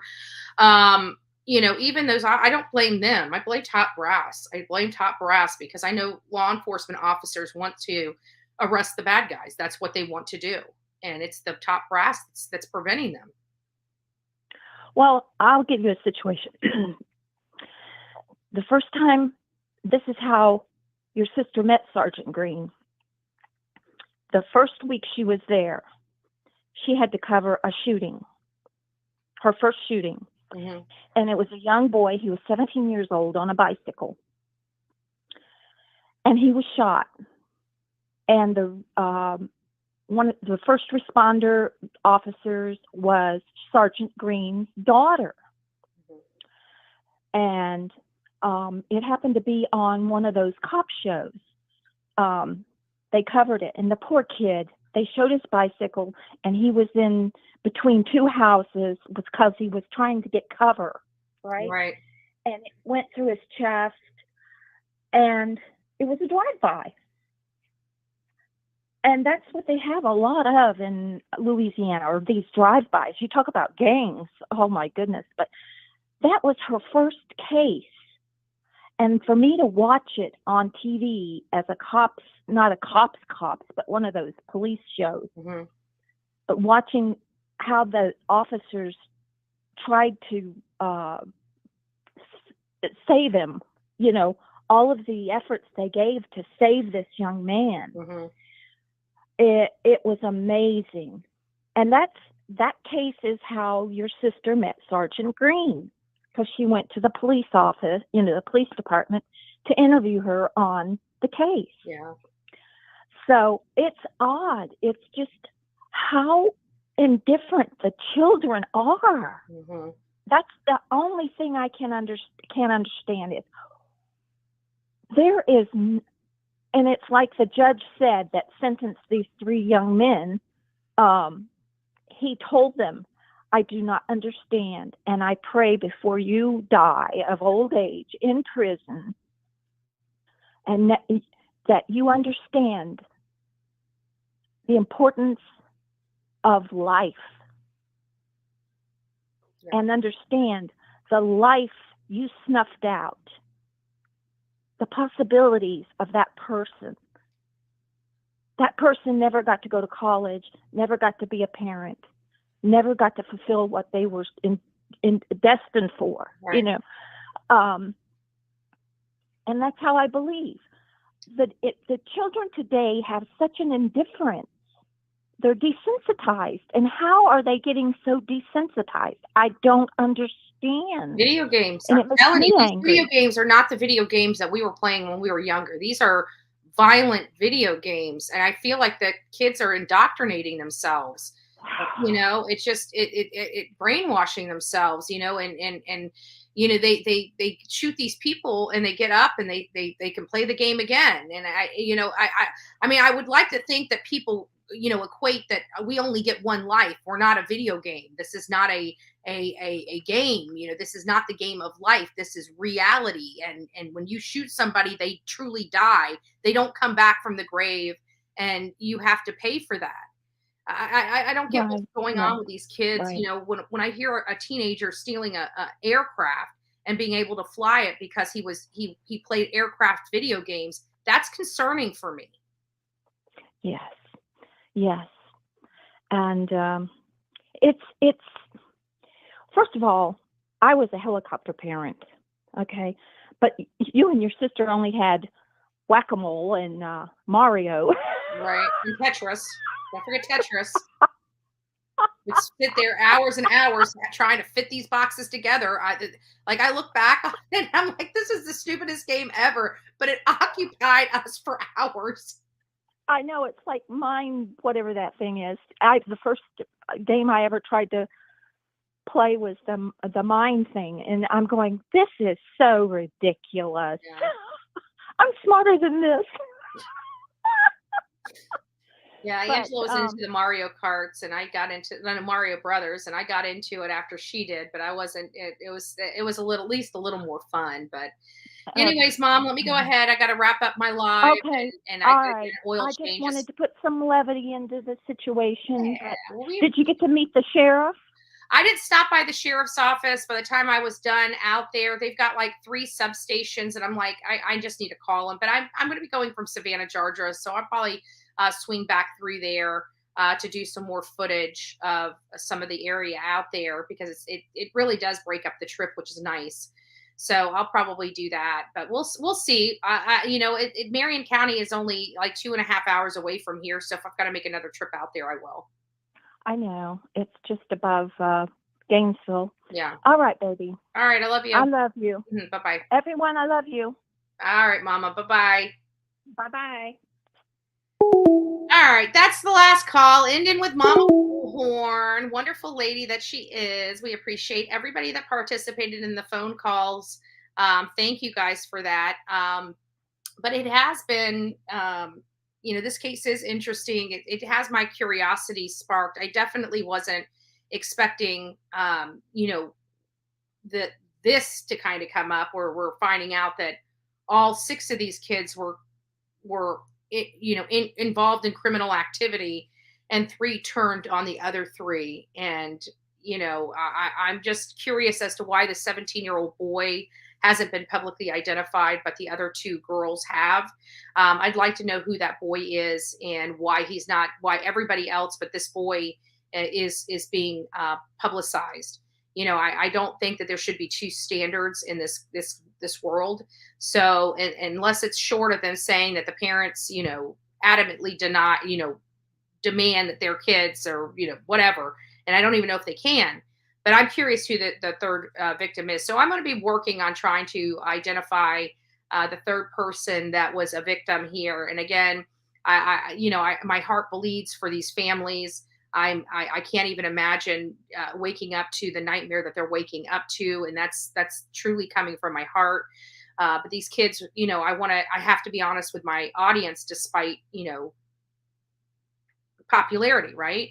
And the reality of it, this day, it appears that all these kids were involved in criminal activity, and they were all involved with criminal activity together. And for whatever reason, something happened, and there was some trust issues there that resulted in 3 of them losing their life. And that's kind of where this entire case is at right now. Just sad. We've covered, again, Trenton's case, again, very sad. And I was right before Mama Bullhorn came on, and we were talking about, I think the reason why it's so hard out there in Glenn County is because it was just a few short years ago that Glenn County did not want to arrest a white man that had chased a black man down on video, gunned him down. He was doing nothing wrong except exercising like he did every single day. And the cops sat on that video until somebody leaked it. And when it was leaked, the state stepped in and took that case from that county because it was corrupt. And now we're hearing that law enforcement, and I want to make sure that we're very clear on this. At first, when I was getting into this case, I'm thinking law enforcement is dragging their butt on these arrests, which I still believe that. But I think that got misconstrued with what I'm saying related to the work they did. We got record requests back. I now know with 100% certainty the night Trent was at the hospital, they had a crime scene unit and a warrant to search the Strother house there on Kilgriff Street or road or drive or whatever boulevard. I can't remember the suffix, but the bottom line is they were there. So that kind of burns my grits even more to know that they have all this additional evidence from that night. So they would have been able to I doubt the kids cleaned up the tape that he was duct taped with, the funnel, the vodka. They were there at the house and had the crime lab there. Ahmed Aubrey is the one that was gunned down in the street. So that was the case. And it was Aubrey's family that actually set up the protest out there on St. Simon's Island. And God bless those beautiful people in Aubrey's family for standing up. I doubt they knew this boy personally, but God bless them. That's what I'm talking about. Citizens standing up and speaking up, and those women did it beautifully. And, when it comes to things like this, we want to, help. That's really what we want to do. I want to bring eyes on it. And at the end of the day, when I go out to locations and I shoot stuff, people talk about it, whether people believe it or not. It starts making its way because a lot of people follow this channel. A lot of news organizations follow this channel. I am followed by many people, and they start talking about it, whether they like me, agree with 100% of the stuff I do, not.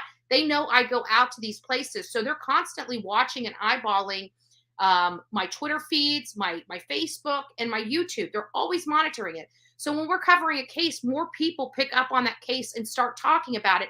And at the end of the day, that's the name of the game, is bringing attention to these cases. And for some reason, despite people complaining about me being in these communities, people start talking about these cases, and that's what we want. And if I can elicit that kind of response, I'm going to continue to do the kind of work I do. And it's not just that. Like right now, we're going to be doing some record requests. We're going to be getting in there and making people in Glenn County work. If they don't want to go and arrest people, then fine. We're going to put you to work. People may not agree with that strategy, but they don't have to agree with it. They don't have to agree with it at all. Not one iota do they have to agree with. Because they're not doing it. I am. So I want to put some pressure on Glenn County, and that's by, filing 100 different record requests. I'd like phone call logs from January 1st. I want phone call logs from January 2nd. I want phone call logs from January 3rd. I want each individual request. We will do what we need to do for them to hear us in the ways that we have, the lawful ways we have at our disposal. That's what we can do. We have to work within the laws just like everybody else. And so all we ever try to do when we come into cases like this is just be the pimple on the butt of these politicians and these up top brass law enforcement officials to get the job done. I've lost faith in Georgia law. I mean, granted, Leilani is behind bars, but look how long it took her on double probation. Like, there's no point. When you're living in Georgia, don't even put people on probation. It is a joke. She was on probation from North Carolina and I believe Georgia, or it might have been North Carolina and South Carolina. It doesn't matter. She was on 2 probations. Those should have been moved over to Georgia. Georgia should have violated her probation. She could not pass a P test. She could not pass a drug test. She couldn't pass anything. If she can't do that, that was why she has probation. Probation is a privilege. Basically, what they're saying is you should be in jail, but we're giving you a privilege and having you monitored to make sure you're not going to violate the law You're not allowed to use or consume drugs or alcohol. You must check in. You must do this allotted thing because we feel that you can be out of jail and serve your jail sentence on probation as opposed to being inside jail. So if you violate that because you're already supposed to be in jail, again, probation is just a privilege to allow you out of jail. So if you commit a crime, they have something to put you back into jail very easily for. That's the whole purpose of probation. And you've got a woman that killed her kid, dumped her kid like garbage, and you've got 2 or 3 weeks later, an army out in the landfill looking for your son. I'm sorry, it shouldn't take them finding your son before you get put in jail. They should have pulled you for that violation of probation and put you and housed you in that jail until they had the body to charge you with the crime. Because you're already on probation. You're already supposed to be in jail. It's an easy tool. They failed to do that. That's what enraged me. They failed to do that. And even out of No Charge Hadley's own mouth, they had plenty of evidence to arrest her before they found his body. He said that in a statement because he said, we're thankful we found him, but we didn't need him. And that was the point I was trying to make when I was out there. Arrest her and put her in jail. You have enough evidence to put her in jail today. They didn't need to wait for him. They chose to wait for him before they put her behind bars. That was a poor decision because she left a lot of people vulnerable to that crazy woman. And this is the same way with these kids. You know, they have enough evidence. Let's think about that. There was a limited amount of people in that house on that Strother house on Kilgriff. There was a limited amount of, they had very, you know, they already had the crime scene unit there. They already had the warrant to collect evidence. They have all these affidavits from all the people that were there. They've already, you know, signed subpoenas and already have those records. We looked at the records in Coburgers. We see the turnaround time for these types of records from the phone companies, and they're turned around fairly quickly. So what gives here? Why are these kids not in jail yet? They have all the evidence. They have all the evidence. And when we find out, when they finally do make an arrest, we're going to find out, just like with No Charge Hadley, they had plenty of evidence to arrest them today. Today, on April 13th, 2023, I believe Glenn County law enforcement has enough evidence to arrest these people that committed. Let's talk about the crimes they committed. He went to a house voluntarily. He was not able to leave that house voluntarily. He was kidnapped. If you really want to break down what the law is, let's talk about kidnap. What is kidnap? Let me see. Let's see. Law definition. Kidnap. It says a crime at common law consistent of unlawful restraint of a person's liberty by force or show of force so as to send the victim into another country or other things like that. Under modern law, this crime is usually found where a victim is taken to another location or concealed. But that is not the definition. The definition is a crime at common law consisting of an unlawful restraint of a person's liberty by force. So with that standard, I would think that taping a person to the chair so they are unable to leave. Let's see what holding a person against their will.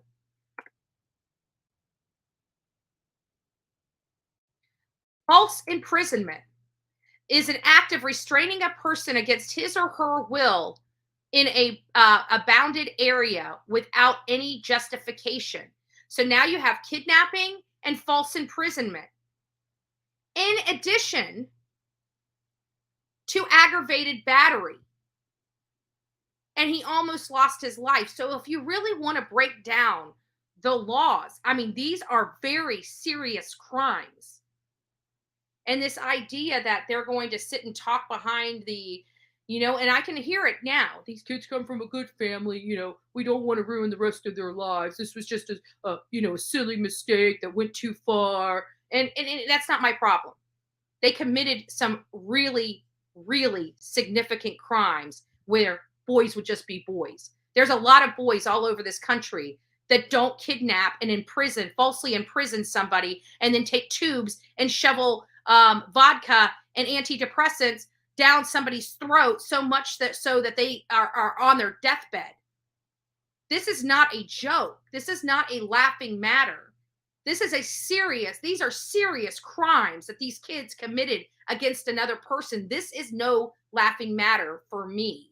I would have no problem enforcing the law as it's written, because it's supposed to be enforced equally to everyone. And if you would charge somebody with those types of crimes in one case, you need to be charging those types of crimes in an equally disgusting and disturbing case where those crimes have arise. This two-tier justice system is causing me heartburn in Georgia, and I want to get to the bottom as to what is creating this type of environment where criminals are literally told to go home while they complete investigations. I have never heard such absurdity in my life.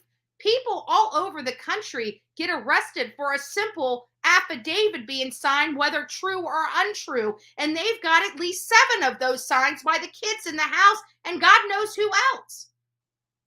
So what's the problem here? What's the problem here?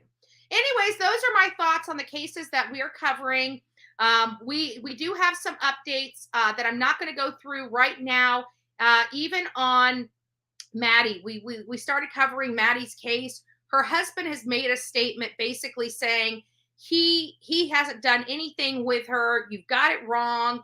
And the family at the last press conference, he was told not to come to the press conference because they feared for his safety. And it is my belief that he was told not to come because he's unsafe around her family. I think the family knows. We're hearing stuff in the back chats that they were boyfriend and girlfriend. We finally got that confirmed, but it sounds like they were splitting up or already split up. So there's definitely something here with the Maddie story, Maddie Kingsbury, and we're going to keep digging into that case as well. But definitely this is closing in on the husband, but the husband still hasn't been charged.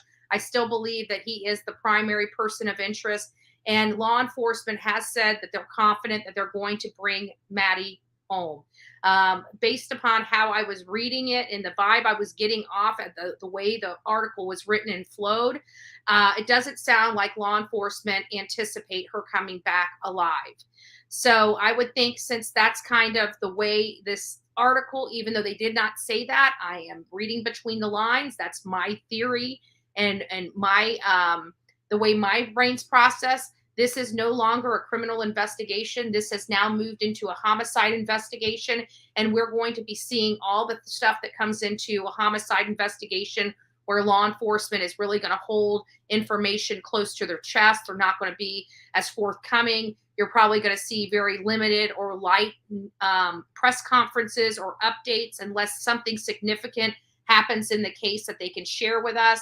These are all what I kind of expect to start seeing happening if they haven't already started in the Maddie Kingsbury case. So I am monitoring that. We are monitoring Trenton's case, and we are monitoring these young teens out in northern Florida in Marion County's case as well. And we will continue to keep you guys updated on the other cases that are active but kind of stalled. I know we haven't really watched a whole lot of Letitia Stout. I'm going to try to get that up and running so we can watch that start watching that in an hour. While we're watching that, I'm going to leave. I will be monitoring the chat and everything on my phone, but I am going to leave and get my oil changed so I can make it back to Savannah, Georgia in the morning. So we're there in the afternoon for Leilani Simon's hearing. This is a very significant hearing in the case.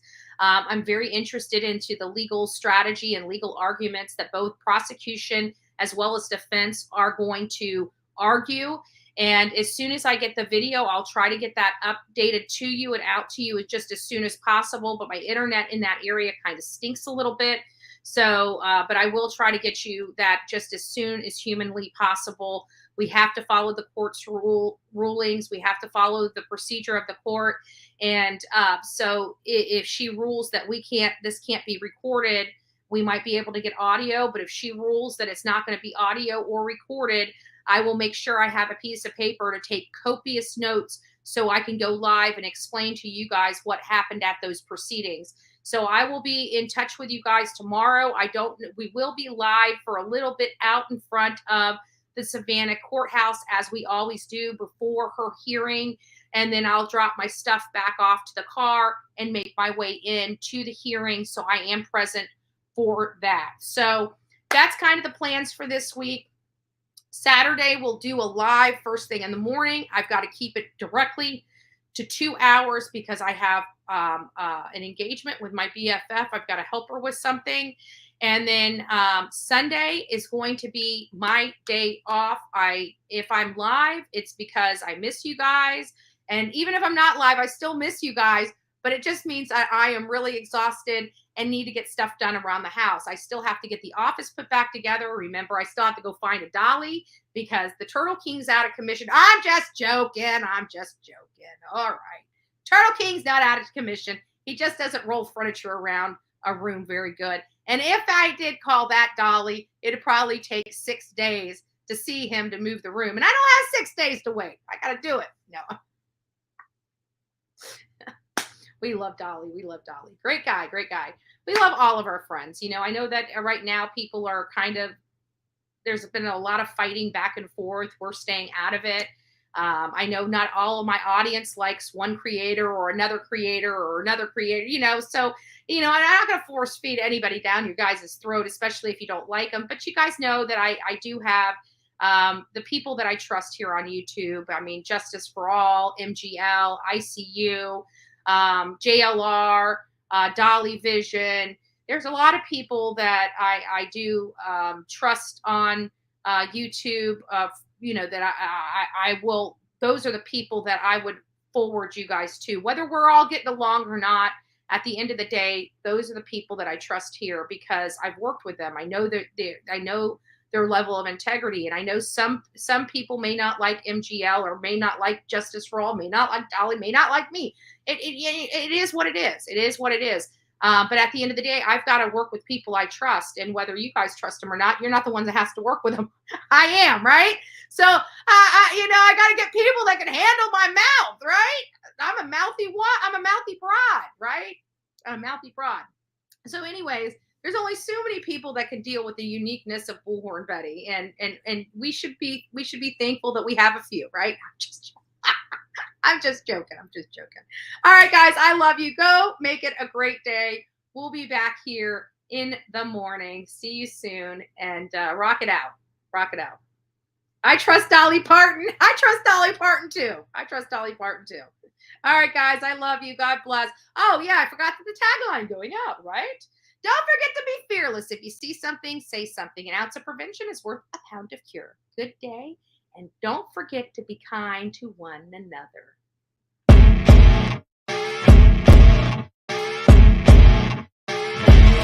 As you wake up in the morning, you want to find the latest, greatest information about criminal cases and have an intuitive conversation about the suspects associated with these cases. Head over to the Bullhorn Betty channel on YouTube.